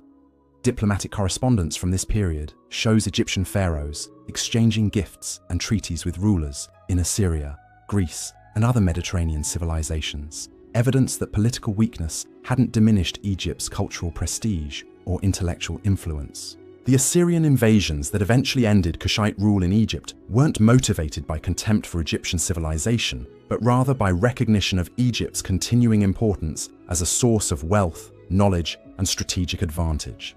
Esarhaddon and Ashurbanipal, the Assyrian kings who conquered Egypt, showed remarkable respect for Egyptian traditions, even as they imposed foreign political control. Their inscriptions boast of carrying off Egyptian treasures and scholars, acknowledging that Egypt possessed cultural riches worth acquiring and preserving. The site restoration that followed the expulsion of Assyrian forces around 664 BCE represented yet another demonstration of Egyptian resilience and adaptability. Psamtik I, the native Egyptian ruler who re-established independent pharaonic authority, understood that successful leadership required balancing respect for tradition with openness to beneficial innovations. His reign combined conscious archaism in art and religion with practical modernization in military organization and economic policy. The artistic revival of the site period drew inspiration directly from Old and Middle Kingdom masterpieces, But this wasn't mere copying or nostalgic romanticism. Site craftsmen studied earlier works with the analytical attention of scholars, learning techniques that had been lost during intervening centuries while developing their own interpretations of classical themes. The result was art that was simultaneously traditional and innovative, rooted in ancient wisdom but responsive to contemporary circumstances. The economic prosperity that Egypt achieved during the Site period was built on expanded trade relationships that connected the Nile Valley to commercial networks stretching from Spain to India. Egyptian merchants established trading posts throughout the Mediterranean, while foreign traders brought exotic goods and new ideas to Egyptian markets. The port city of Naucratis became a cosmopolitan center where Greeks, Phoenicians, and Egyptians mingled freely, creating cultural exchanges that enriched all participants. The military innovations of the Sate period included the systematic recruitment of foreign mercenaries who brought new tactical approaches and weapons technologies to Egyptian armies. These weren't signs of Egyptian military decline, but evidence of practical adaptability that recognized valuable contributions regardless of their origins. The Greek hoplites and Carian marines who served Site pharaohs became integral parts of Egyptian military organization while adopting Egyptian cultural practices and religious beliefs. The intellectual achievements of this period included renewed interest in ancient Egyptian wisdom literature and scientific texts, as scholars worked to preserve and interpret knowledge that might otherwise have been lost. The medical papyri copied during the Site period demonstrate how ancient therapeutic techniques were being updated and refined through contemporary observation and experimentation. Egyptian physicians during this era combined traditional remedies with new treatments learned through contact with Greek and Near Eastern medical traditions. The religious developments of the Site period reflected the same balance between conservation and innovation that characterized other aspects of Egyptian society. Ancient rituals were restored and performed with elaborate ceremony, while new theological insights were incorporated into traditional frameworks. The animal cults that flourished during this time weren't signs of religious decline, but sophisticated expressions of beliefs about the relationship between divine power and natural phenomena. The Persian conquest of Egypt in 525 BCE under Cambyses II marked another major transition in Egyptian history, but even foreign rule couldn't suppress the cultural vitality that had sustained Egyptian civilization through previous challenges. The Persian pharaohs, despite their foreign origins, found it necessary to adopt Egyptian royal titles and participate in traditional ceremonies to maintain legitimacy among their Egyptian subjects. Darius I, perhaps the most successful of the Persian pharaohs, commissioned major construction projects that demonstrated his commitment to Egyptian cultural traditions.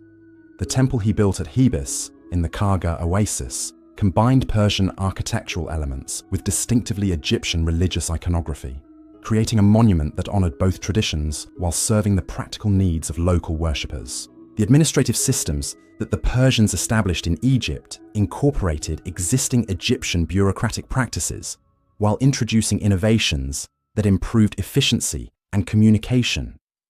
The multilingual inscriptions from this period show Persian officials working alongside Egyptian scribes and priests, evidence of cultural collaboration rather than simple domination. The result was a governmental system that preserved Egyptian institutional continuity while connecting the Nile Valley to the broader Persian Empire. The brief restoration of native Egyptian rule during the 28th through 30th dynasties, from 404 to 332 BCE, demonstrated that Egyptian political traditions retained sufficient vitality to challenge even the mighty Persian Empire when circumstances were favorable. These native pharaohs weren't mere rebels against foreign authority, but legitimate rulers who drew on deep wells of Egyptian cultural identity and institutional memory. Nectanebo I and his successors undertook ambitious building projects that rivaled those of earlier dynasties, commissioning temples and monuments that combined traditional Egyptian design principles with contemporary artistic innovations. The Temple of Isis at Philae, though completed under later Ptolemaic rule, was begun during this period and exemplifies the continuing creativity of Egyptian religious architecture. The arrival of Alexander the Great in 332 BCE represented the beginning of a new chapter in Egyptian history, but it wasn't the end of Egyptian civilization, as some historians have suggested. The Macedonian conqueror showed remarkable respect for Egyptian traditions, consulting the oracle of Amun at Siwa, and adopting pharaonic titles that acknowledged his role within Egyptian, religious, and political frameworks. The Ptolemaic dynasty that followed Alexander's death created a unique synthesis of Greek and Egyptian cultures that enriched both traditions while maintaining the essential character of each. The Ptolemies weren't merely foreign rulers imposed on Egyptian society, but participants in a cultural dialogue that produced new forms of art, literature, and intellectual inquiry while preserving ancient wisdom and practices. The Great Library of Alexandria, established during the early Ptolemaic period, became a center of learning that attracted scholars from throughout the ancient world. Egyptian priests worked alongside Greek philosophers and scientists, sharing knowledge that had been accumulated over millennia while contributing to new discoveries and insights.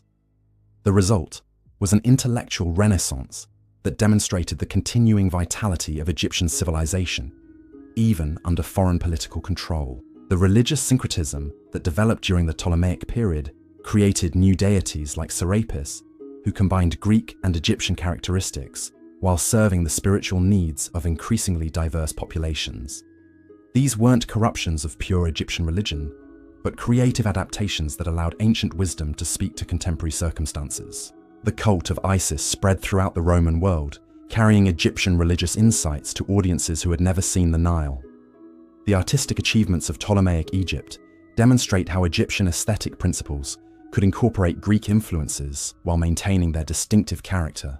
The temple reliefs at Dendera and Edfu show traditional Egyptian religious scenes, rendered with technical precision and artistic sophistication that equals anything from earlier periods.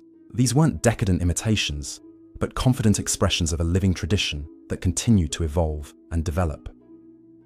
The Roman conquest of Egypt in 30 BCE marked the end of pharaonic rule, but not the end of Egyptian cultural influence. Roman emperors adopted pharaonic titles when ruling Egypt, acknowledging the continuing importance of Egyptian religious and political traditions. The temples built during the Roman period, such as those at Kalabsha and Dhaka, maintained traditional Egyptian architectural forms while incorporating Roman engineering techniques and decorative elements. The spread of Christianity throughout Egypt during the early centuries CE created new opportunities for Egyptian cultural expression, as ancient artistic techniques and symbolic systems were adapted to serve Christian religious needs. The Coptic art and literature that emerged from this cultural synthesis preserved essential elements of pharaonic civilization while transforming them to express new spiritual insights. The Islamic conquest of Egypt in 641 CE brought another wave of cultural change. But even this dramatic transformation couldn't erase the deep foundations that had been laid over thousands of years of continuous development. Arabic writers and scholars showed profound respect for ancient Egyptian achievements, preserving and transmitting knowledge that might otherwise have been lost to later generations. The rediscovery of ancient Egypt by European scholars during the 18th and 19th centuries revealed to the modern world a civilization of extraordinary sophistication and enduring influence. The decipherment of hieroglyphic writing by Jean-François Champollion in 1822 opened new windows into Egyptian thought and experience, allowing ancient voices to speak directly across the centuries. Archaeological discoveries continue to reveal new aspects of Egyptian civilization, from the tomb of Tutankhamun to recent finds in the Valley of the Kings and beyond. Each discovery adds to our understanding of how this remarkable culture developed and maintained itself over more than 3,000 years, creating achievements that continue to inspire wonder and admiration. The legacy of ancient Egypt extends far beyond the monuments and artifacts that survive in museums and archaeological sites. Egyptian contributions to mathematics, medicine, astronomy, and engineering provided foundations for later scientific development throughout the ancient world. Egyptian religious and philosophical insights influenced the development of Judaism, Christianity, and Islam, while Egyptian artistic principles continue to inform contemporary design and architecture. The administrative and legal systems pioneered by Egyptian pharaohs established precedents for governmental organization that influenced political development throughout the ancient Mediterranean world and beyond. The concept of divine kingship, the integration of religious and secular authority, and the balance between central control and local autonomy that characterized Egyptian government provided models that were adapted by numerous later civilizations. Perhaps most importantly, ancient Egypt demonstrated that human societies could create stable, prosperous, and culturally rich civilizations that could adapt to changing circumstances while maintaining their essential character and values. The Egyptian achievement of balancing permanence with change, tradition with innovation, local identity with universal principles, offers insights that remain relevant for contemporary societies facing their own challenges of cultural continuity and adaptive change. The voices that speak to us from ancient Egyptian texts, the faces that gaze at us from portrait sculptures, the hands that crafted objects of enduring beauty, all remind us that the people who created this civilization were not so different from ourselves. They loved their families, worried about their futures, sought meaning in their lives, and hoped that their achievements would be remembered by later generations. In preserving and studying their legacy, we honor not just their memory, but our shared humanity. As we reach the end of our gentle journey through this remarkable civilization, we can see how the farming communities that first settled along the Nile's banks grew into something far greater than the sum of their parts. They created not just a successful society, but a way of understanding human possibility that continues to inspire and guide us.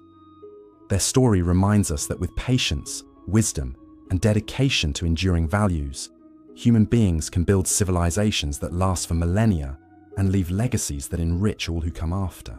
The ancient Egyptians understood something that we sometimes forget in our hurried modern world: that true achievement requires not just individual brilliance, but collective effort sustained over generations.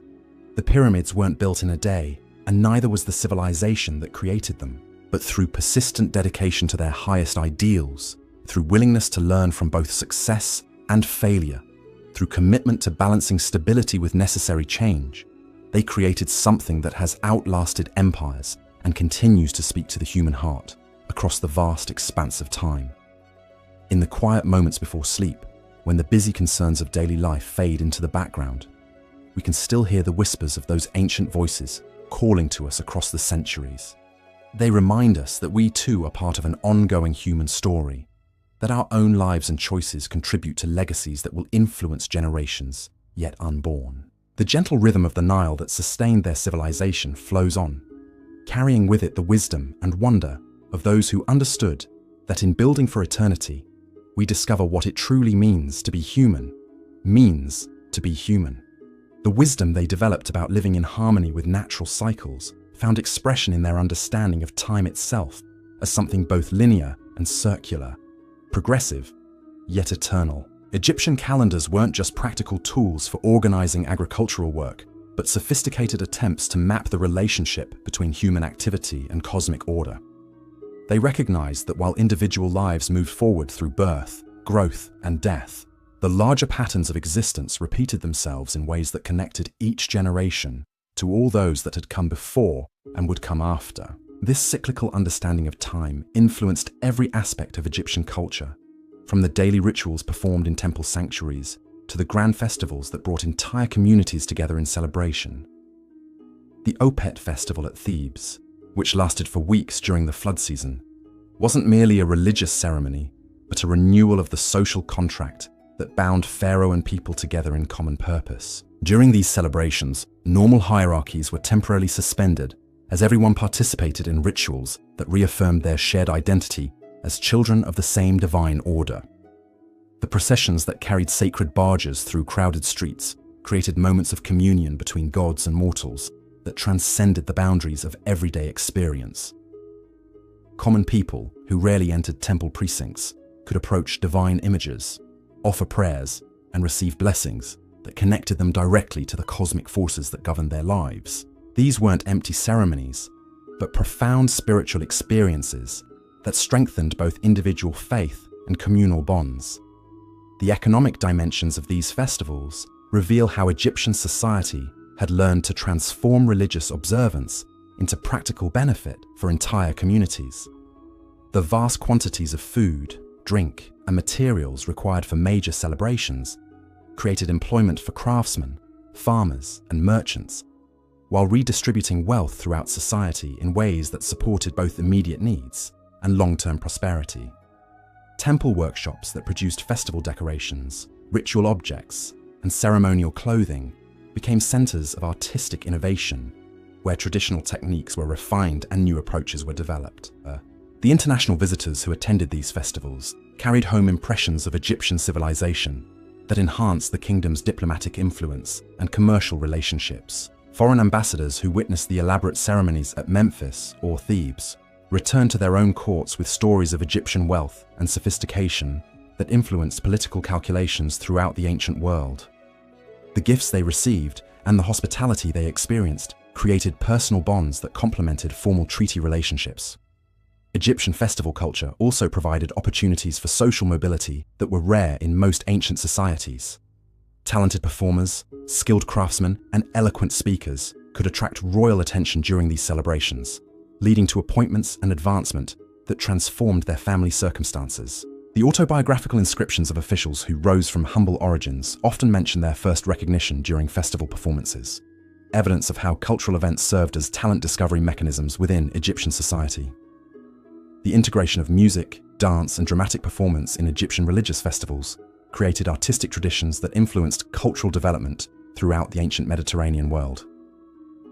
Egyptian musical instruments, performance techniques, and compositional structures were adopted and adapted by neighboring civilizations, while Egyptian dancers and musicians found employment in courts from Mesopotamia to Greece. The harps, lyres, and percussion instruments depicted in tomb paintings weren't just ritual accessories, but sophisticated musical technologies that supported complex artistic performances.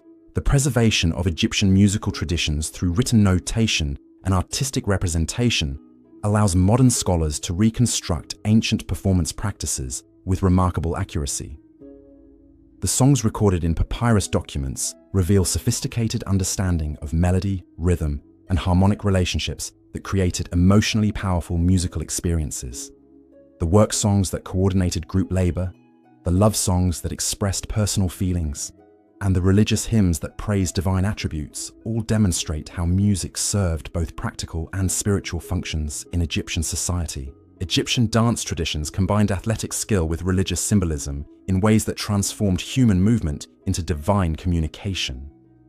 The ritual dances performed in temple ceremonies weren't entertainment, but sacred acts that channeled cosmic energies and maintained proper relationships between earthly and heavenly realms. The training required to master these complex movement patterns created professional dance companies whose members enjoyed social status and economic security comparable to other skilled craftsmen. The influence of Egyptian performance traditions extended far beyond entertainment into areas of education, therapy, and social integration. Dance and music were used to teach children about proper behavior, to treat various physical and emotional ailments, and to help diverse populations develop shared cultural identities. The therapeutic applications of Egyptian music included specific rhythms and melodies designed to address different medical conditions, while dance movements were prescribed as physical therapy for injuries and chronic ailments. The development of Egyptian literature during the later dynasties reflects a civilization that had achieved sufficient stability and prosperity to support purely artistic endeavors alongside practical and religious writing. The emergence of fiction as a distinct literary genre allowed Egyptian authors to explore human experiences and emotions that couldn't be adequately addressed through historical chronicles or religious texts. These stories weren't escapist fantasies, but sophisticated explorations of moral, psychological, and social themes that resonated with audiences across different social classes. The Tale of the Shipwrecked Sailor, one of the earliest surviving works of Egyptian fiction, combines adventure narrative with philosophical reflection in ways that anticipate much later literary developments. The protagonist's encounter with a magical serpent on a mysterious island becomes an opportunity to explore themes of fate, courage, and the relationship between individual agency and divine will. The story's nested structure, with its tale within a tale, demonstrates sophisticated narrative techniques that influence storytelling traditions throughout the ancient world. Egyptian love poetry achieved levels of emotional sophistication and artistic refinement that wouldn't be equaled in world literature for many centuries.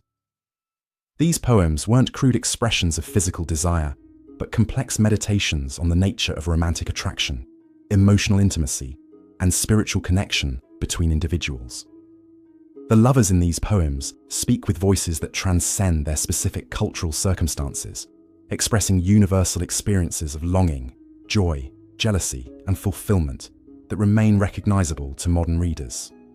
The technical mastery evident in Egyptian poetry includes sophisticated use of wordplay, metaphor, and rhythmic patterns that created multiple layers of meaning within individual compositions. Poets worked within established formal constraints while finding creative ways to express personal insights and emotions, much like their contemporaries in other artistic disciplines.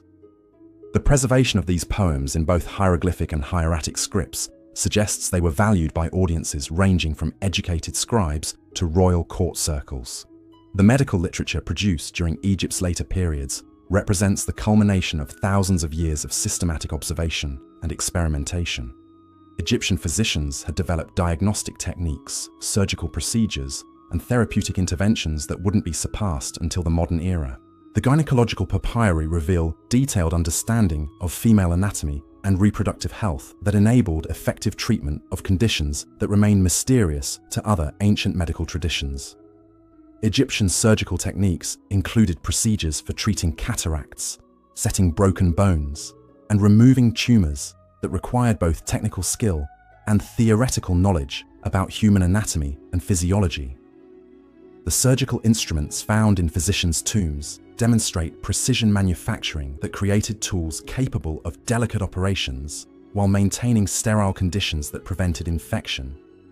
These weren't primitive medical practices, but sophisticated healthcare systems that served patients across all social classes. The pharmacological knowledge preserved in Egyptian medical texts includes detailed information about hundreds of plant, animal, and mineral substances used to treat various ailments. Egyptian physicians understood principles of dosage, drug interaction, and treatment duration that enabled them to prescribe complex therapeutic regimens tailored to individual patient needs. The accuracy of their botanical and zoological observations provided foundations for later scientific investigation while serving immediate practical purposes. The integration of physical and psychological treatment approaches in Egyptian medicine reflects sophisticated understanding of the relationships between mental and physical health that wouldn't be fully appreciated by Western medicine until recent centuries. Egyptian physicians recognized that emotional distress could manifest as physical symptoms, while physical ailments could create psychological complications that required separate treatment. Their therapeutic approaches address both dimensions of illness through combinations of medical intervention and religious healing practices. The educational systems that supported Egyptian medical practice created professional standards and training programs that ensured consistent quality of care across the kingdom. Medical schools attached to major temples provided theoretical instruction, while practical training was conducted through apprenticeships with experienced physicians. The graduation requirements included demonstration of surgical skills, knowledge of pharmacology, and ability to diagnose complex conditions, creating healthcare professionals whose competence rivaled that of much later medical practitioners. The international influence of Egyptian medical knowledge extended throughout the ancient world as foreign students traveled to Egypt to study with renowned physicians, and Egyptian medical practitioners were recruited by rulers in distant kingdoms. The medical papyri that were translated into Greek, Latin, and other languages carried Egyptian therapeutic techniques to regions where they influenced local healing traditions. This medical diplomacy enhanced Egypt's international relationships while spreading beneficial knowledge to populations that might otherwise have lacked access to effective healthcare. The astronomical achievements of later Egyptian civilization built on earlier observations, while incorporating new mathematical techniques and observational instruments that increased the precision of celestial calculations. Egyptian astronomers could predict eclipses, track planetary movements, and calculate the length of the year with accuracy that wasn't exceeded until the development of modern scientific instruments. Their star catalogues and constellation maps provided navigation aids for maritime commerce, while supporting religious calculations that determined festival dates and ritual timing. The architectural applications of Egyptian astronomical knowledge created buildings that functioned as three-dimensional calendars and cosmic observatories. The orientation of temples, the placement of windows and doorways, and the alignment of processional routes were calculated to create specific lighting effects on particular days of the year. These weren't merely aesthetic choices, but functional elements that transformed architectural spaces into instruments for measuring and celebrating cosmic cycles. The development of more sophisticated mathematical techniques during Egypt's later periods enabled architects and engineers to undertake increasingly complex construction projects while maintaining the precision and durability that characterized earlier Egyptian monuments. The mathematical papyri from this era include problems involving compound interest, geometric progressions, and algebraic equations that demonstrate theoretical understanding comparable to much later mathematical developments. Egyptian engineering achievements during the Ptolemaic and Roman periods included innovations in hydraulics, mechanics, and materials science that solved practical problems while maintaining aesthetic standards established during earlier dynasties. The lighthouse at Alexandria combined cutting-edge engineering with traditional Egyptian architectural principles, creating a structure that served practical navigation needs while symbolizing Egyptian intellectual and cultural achievements. The mechanical devices described by Hero of Alexandria demonstrate how Egyptian inventors combined theoretical knowledge with practical ingenuity to create machines that anticipated much later technological developments. The preservation and transmission of Egyptian knowledge through the tumultuous centuries that followed the end of pharaonic rule reflects the deep cultural roots that had been established over millennia of continuous development. Egyptian scribes working in Coptic monasteries copied ancient texts while translating them into new languages, ensuring that valuable knowledge wouldn't be lost during periods of political upheaval. Islamic scholars who conquered Egypt showed remarkable respect for indigenous intellectual traditions, incorporating Egyptian insights into their own scholarly works while preserving original documents in libraries and academic institutions. The influence of Egyptian civilization on the development of early Christianity extends far beyond the obvious connections through biblical narratives and geographical proximity. Christian theological concepts, artistic traditions, and institutional structures drew heavily on Egyptian precedents, while adapting them to serve new spiritual purposes. The monastic movement that began in Egypt and spread throughout the Christian world applied Egyptian understanding of spiritual discipline and community organization to create new forms of religious life. Egyptian artistic techniques and symbolic systems were seamlessly integrated into early Christian art, creating visual languages that could communicate complex theological concepts to diverse audiences. The persistence of pharaonic artistic conventions in Coptic painting and sculpture demonstrates how deeply Egyptian aesthetic principles had penetrated cultural consciousness. Even as religious content changed, the underlying approaches to representing divine power, human dignity, and cosmic order remained recognizably Egyptian. The archaeological discoveries that continue to emerge from Egyptian sites provide ongoing revelations about the sophistication and complexity of ancient Egyptian civilization. Recent excavations have uncovered evidence of technological innovations, artistic achievements, and social developments that weren't previously known to scholars, forcing continuous revision of our understanding of Egyptian capabilities and accomplishments. The preservation of organic materials in Egypt's dry climate has created an archaeological record of extraordinary completeness that allows detailed reconstruction of ancient life in ways that aren't possible for most other ancient civilizations. The scientific analysis of Egyptian artifacts using modern techniques reveals manufacturing methods and material compositions that demonstrate remarkable technological sophistication. X-ray analysis of mummies provides information about ancient disease patterns, dietary habits, and medical practices that enhances our understanding of daily life in ancient Egypt. Chemical analysis of pigments, metals, and organic materials reveals trade relationships and technological knowledge that connected Egypt to commercial networks spanning continents. The digital preservation and analysis of Egyptian texts, artifacts, and architectural remains has created new opportunities for scholarly research while making ancient Egyptian civilization accessible to global audiences. Virtual reality reconstructions of ancient Egyptian buildings and landscapes allow modern visitors to experience spaces that haven't existed for thousands of years, while digital databases of hieroglyphic texts enable rapid searches and comparative analysis that would have taken earlier scholars decades to complete. The continuing influence of ancient Egyptian civilization on contemporary culture extends far beyond academic archaeology into areas of architecture, design, spirituality, and popular entertainment. Egyptian motifs and design principles continue to inspire modern architects and artists, while Egyptian religious and philosophical concepts influence contemporary spiritual movements and philosophical inquiry. The enduring fascination with Egyptian civilization reflects recognition that ancient Egypt achieved something rare in human history: a sustainable balance between individual fulfillment and collective prosperity that lasted for thousands of years. The lessons that contemporary societies can learn from ancient Egyptian civilization include the importance of long-term thinking, respect for natural cycles, investment in education and cultural development, and maintenance of social systems that provide opportunities for advancement based on merit rather than birth. Egyptian understanding of the relationship between individual achievement and community welfare offers insights that remain relevant for modern societies struggling to balance personal freedom with social responsibility. The ancient Egyptian achievement of maintaining cultural continuity while adapting to changing circumstances demonstrates that successful civilizations must be both conservative and innovative, preserving valuable traditions while remaining open to beneficial change.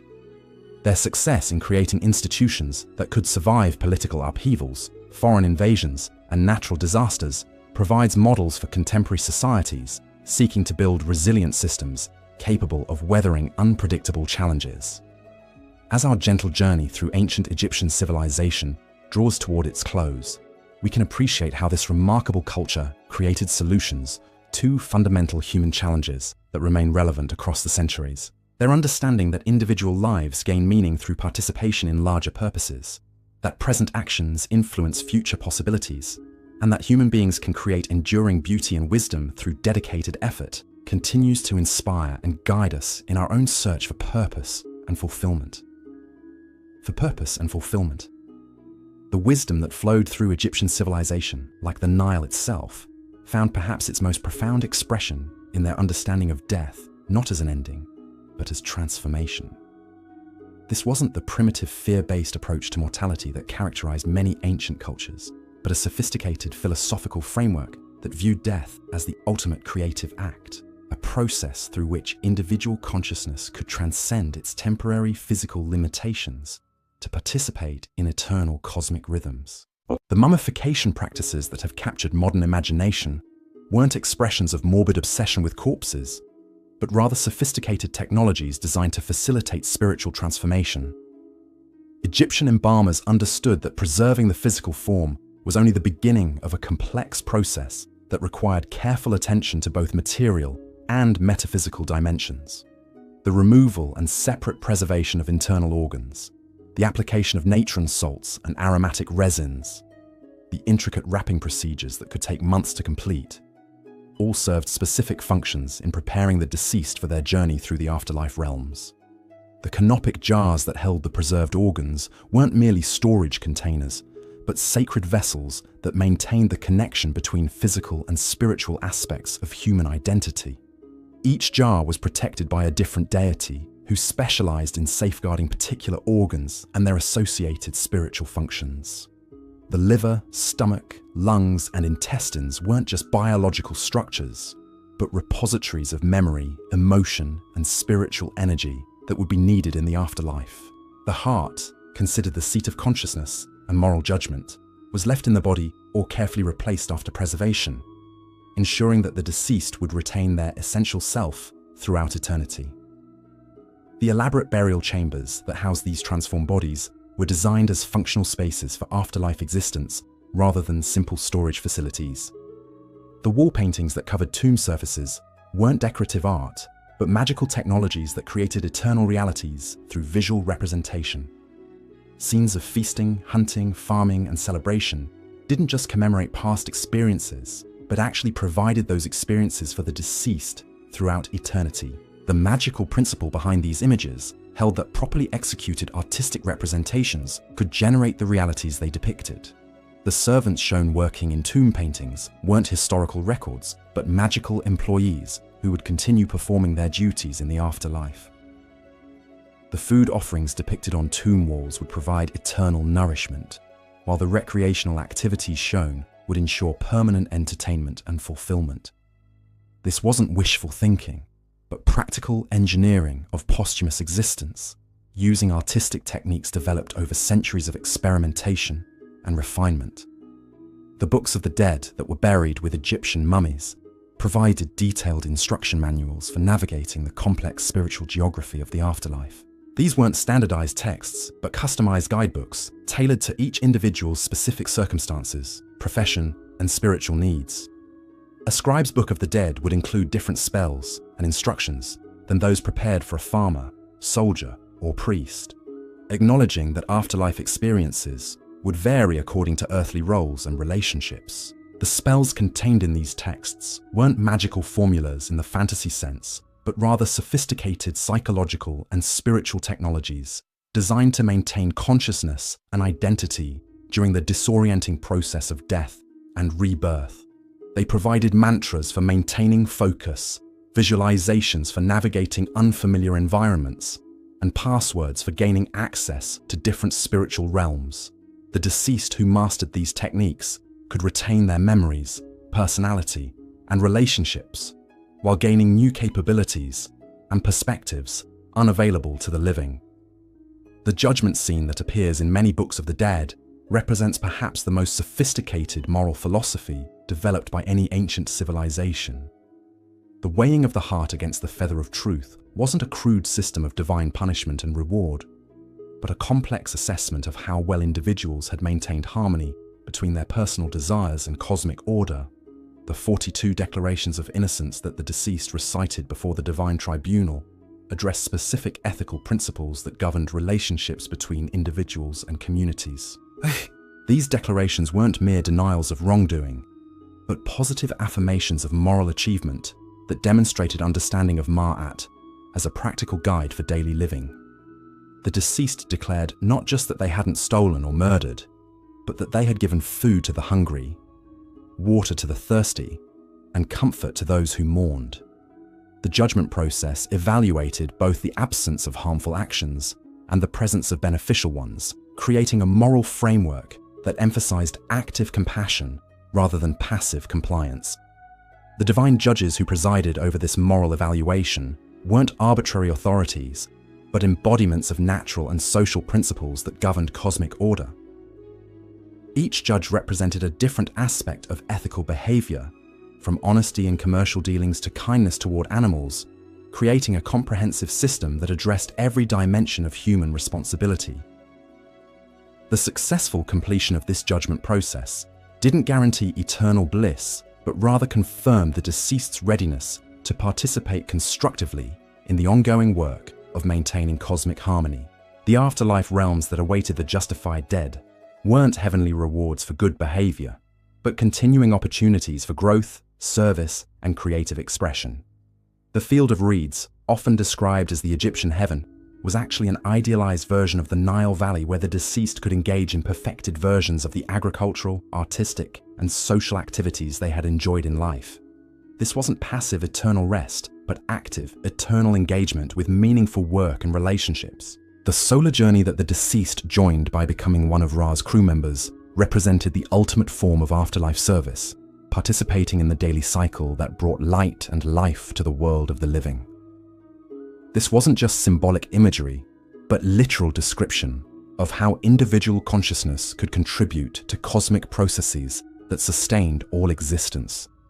The deceased who achieved this level of spiritual development became co-creators of reality, rather than merely beneficiaries of divine favor.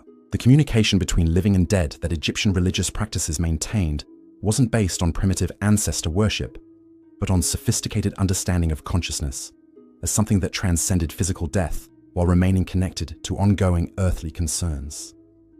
Families regularly brought food offerings to tomb chapels not because they believed the dead needed physical nourishment, but because these rituals maintained spiritual connections that benefited both the living and the deceased. The letters that Egyptians wrote to deceased relatives, asking for guidance and assistance with contemporary problems, weren't superstitious practices, but practical applications of belief in consciousness survival. The responses that people received through dreams, omens, and intuitive insights weren't imaginary, but real communications from individuals who retained their personalities and concern for family welfare despite their transformation into spiritual beings. The ancestor festivals that brought living family members together in cemetery celebrations weren't morbid gatherings, but joyful reunions that strengthened both family bonds and community connections. These occasions provided opportunities for sharing memories, renewing commitments, and receiving guidance from family members who possessed the expanded perspectives that came with afterlife experience. The food, drink, music, and dancing that characterized these festivals created festive atmospheres that celebrated continuity of relationships rather than mourning their interruption. The professional mourners who participated in Egyptian funeral ceremonies weren't theatrical performers, but trained facilitators who helped communities process grief while maintaining proper ritual procedures. Their elaborate displays of sorrow weren't artificial demonstrations, but authentic expressions of collective loss that acknowledged the genuine impact of death on social relationships. Their wailing and lamentation provided emotional outlets for feelings that might otherwise remain unexpressed, while their knowledge of proper procedures ensured that funerary rituals were performed correctly. The gradual evolution of Egyptian funerary practices over the millennia reflects a civilization that continued learning and developing more sophisticated approaches to death and afterlife preparation. The simple pit graves of pre-dynastic Egypt gave way to elaborate mastaba tombs, which evolved into the step pyramids and true pyramids of the Old Kingdom, which were succeeded by the rock-cut tombs of the New Kingdom and the elaborate temple complexes of the Ptolemaic period. Each development represented not just architectural innovation, but deeper understanding of the spiritual processes involved in death and transformation. The democratization of afterlife access that occurred during the Middle Kingdom represented one of the most significant social and spiritual developments in human history.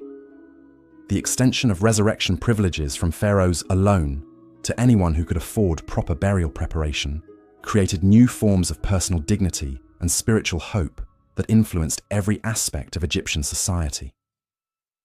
Common people who had previously faced death with resignation now approached it with anticipation of continued existence and spiritual development. The economic implications of this democratization were profound, as expanding markets for funerary goods and services supported entire industries of embalmers, tomb builders, artists, and ritual specialists. The middle-class tombs that proliferated during this period reveal families investing substantial portions of their resources in afterlife preparation, viewing these expenditures not as wasteful consumption, but as essential investments in eternal welfare. The quality and sophistication of middle-class burial equipment often rivaled that of earlier royal tombs, demonstrating how spiritual democratization had created new standards of posthumous dignity. The international influence of Egyptian funerary practices extended throughout the ancient world, as foreign visitors observed Egyptian approaches to death and dying with fascination and respect. Greek and Roman accounts of Egyptian mummification and burial customs reveal deep admiration for Egyptian understanding of consciousness, survival, and spiritual transformation. The adoption of Egyptian funerary techniques and burial goods by neighboring cultures demonstrates recognition that Egyptian approaches to death represented superior wisdom about fundamental human concerns. The preservation of Egyptian mummies in museums throughout the modern world has created unique opportunities for scientific study of ancient health, diet, disease patterns, and genetic relationships that wouldn't be possible without Egyptian preservation techniques. The information gained through medical examination of mummies has revolutionized understanding of ancient demographics, nutrition, and pathology, while providing insights into Egyptian medical knowledge and therapeutic practices. The ethical questions raised by museum display of Egyptian mummies reflect contemporary struggles to balance scientific inquiry with respect for ancient beliefs and cultural sensitivities. The debates about repatriation of Egyptian artifacts and human remains have forced modern societies to confront fundamental questions about cultural ownership, religious respect, and the responsibilities that come with preserving ancient heritage for future generations. The continuing fascination with Egyptian approaches to death and afterlife reflects universal human concerns about mortality, consciousness, and the possibility of existence beyond physical death. The sophistication of Egyptian death-related beliefs and practices offers alternatives to contemporary approaches that often avoid confronting death directly or reduce it to purely biological processes. Egyptian understanding of death as transformation rather than termination provides frameworks for approaching mortality that emphasize growth, continuity, and hope rather than fear and finality. The therapeutic applications of Egyptian death wisdom include approaches to grief counseling, terminal illness care, and bereavement support that acknowledge spiritual dimensions of human experience while providing practical guidance for navigating loss and transformation. The Egyptian understanding that death represents a continuation of relationships rather than their termination offers comfort to bereaved individuals, while encouraging ongoing connection with deceased loved ones through memory, ritual, and spiritual practice. The philosophical implications of Egyptian death beliefs extend beyond individual concerns to encompass questions about the nature of consciousness, the relationship between mind and body, and the possibility of survival beyond physical existence that remains central to contemporary scientific and philosophical inquiry. Egyptian insights about consciousness as something that transcends physical death, while remaining connected to ongoing earthly relationships, provide perspectives that complement rather than contradict modern understanding of brain function and mental processes. The artistic legacy of Egyptian funerary culture continues to influence contemporary approaches to memorial design, cemetery planning, and commemorative art that seeks to honor deceased individuals while providing comfort and inspiration to survivors. The Egyptian integration of practical function with symbolic meaning in tomb architecture and decoration offers models for creating memorial spaces that serve both emotional and spiritual needs of grieving communities. The spiritual teachings embedded in Egyptian funerary literature continue to provide guidance for individuals seeking to understand death, prepare for their own mortality, and maintain relationships with deceased loved ones. The practical wisdom contained in these ancient texts addresses timeless concerns about how to live meaningful lives, face death with dignity, and maintain hope in the face of loss and uncertainty. As our gentle exploration of this remarkable civilization approaches its peaceful conclusion, we can see how Egyptian wisdom about death and transformation illuminates broader questions about the meaning and purpose of human existence. Their understanding that individual lives gain significance through participation in eternal processes, that present actions influence future possibilities, and that consciousness can transcend physical limitations while remaining connected to ongoing earthly concerns, offers perspectives that remain profoundly relevant for contemporary seekers of wisdom and meaning. The ancient Egyptians achieved something remarkable in human history. They created a civilization that faced mortality, not with denial or despair, but with confidence and preparation, viewing death as the ultimate adventure rather than the final defeat. Their legacy reminds us that approaching life's greatest mystery with wisdom, courage, and hope can transform not only our understanding of death, but our appreciation of life itself, helping us discover depths of meaning and possibility that remain available to all who seek them with sincere hearts and open minds.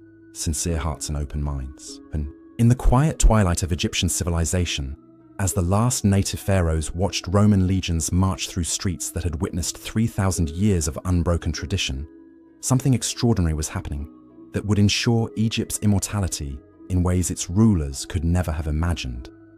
The scribes, working in temple scriptoriums, weren't just copying ancient texts anymore.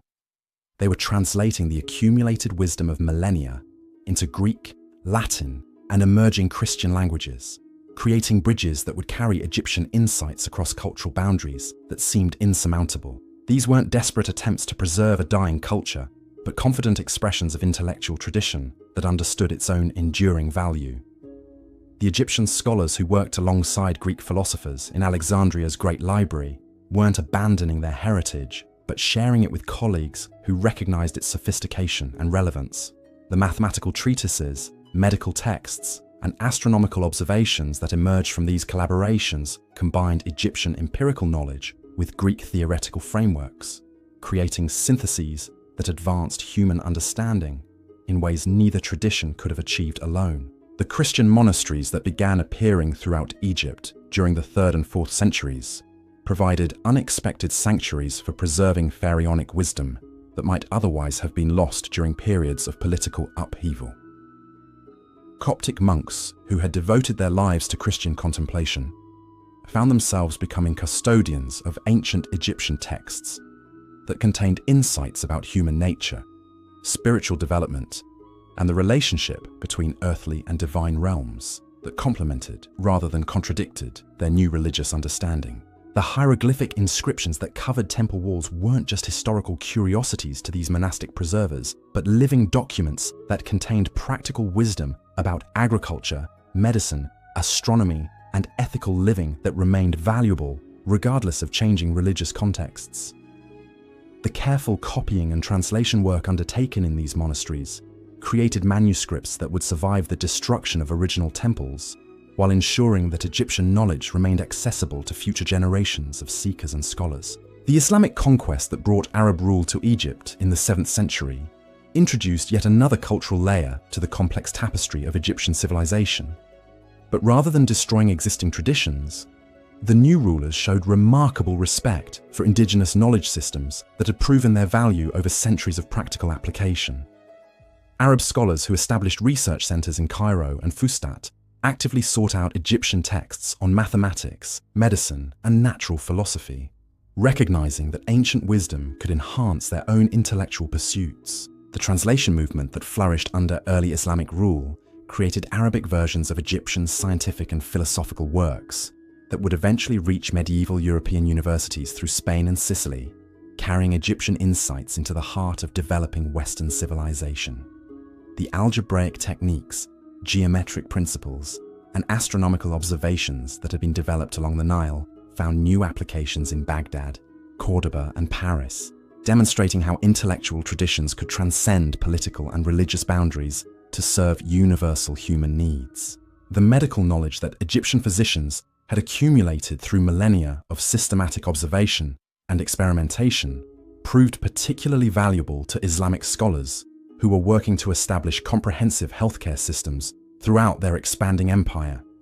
Egyptian surgical techniques, pharmaceutical preparations, and diagnostic procedures were carefully studied and adapted, creating medical traditions that combined ancient wisdom with contemporary innovations in ways that advanced healing arts throughout the medieval world. The architectural principles that had guided Egyptian temple construction for thousands of years influenced Islamic builders who were creating new forms of religious architecture that needed to accommodate different ritual requirements while maintaining the spiritual power and aesthetic sophistication that characterize sacred spaces. The mathematical relationships, proportional systems, and construction techniques developed by Egyptian architects provided foundations for innovations that would culminate in the great mosques and madrasas that adorned medieval Islamic cities. And so our gentle voyage through the shifting sands of time comes to its peaceful close, friend. We have walked together through 3,000 years of extraordinary human achievement, from those first farming villages beside the life-giving Nile to the great temples where ancient wisdom found its final flowering. The voices that called to us from hieroglyphic inscriptions and painted tomb walls have shared their stories of love and loss, triumph and transformation, reminding us that, across all the centuries that separate us, the human heart remains unchanging in its deepest longings and highest aspirations. May their timeless wisdom guide your dreams tonight, and may you wake tomorrow with a deeper appreciation for the remarkable journey that connects all of us to the eternal flow of Hume and story. Sweet dreams, and thank you for traveling with me through the wonder that was ancient Egypt.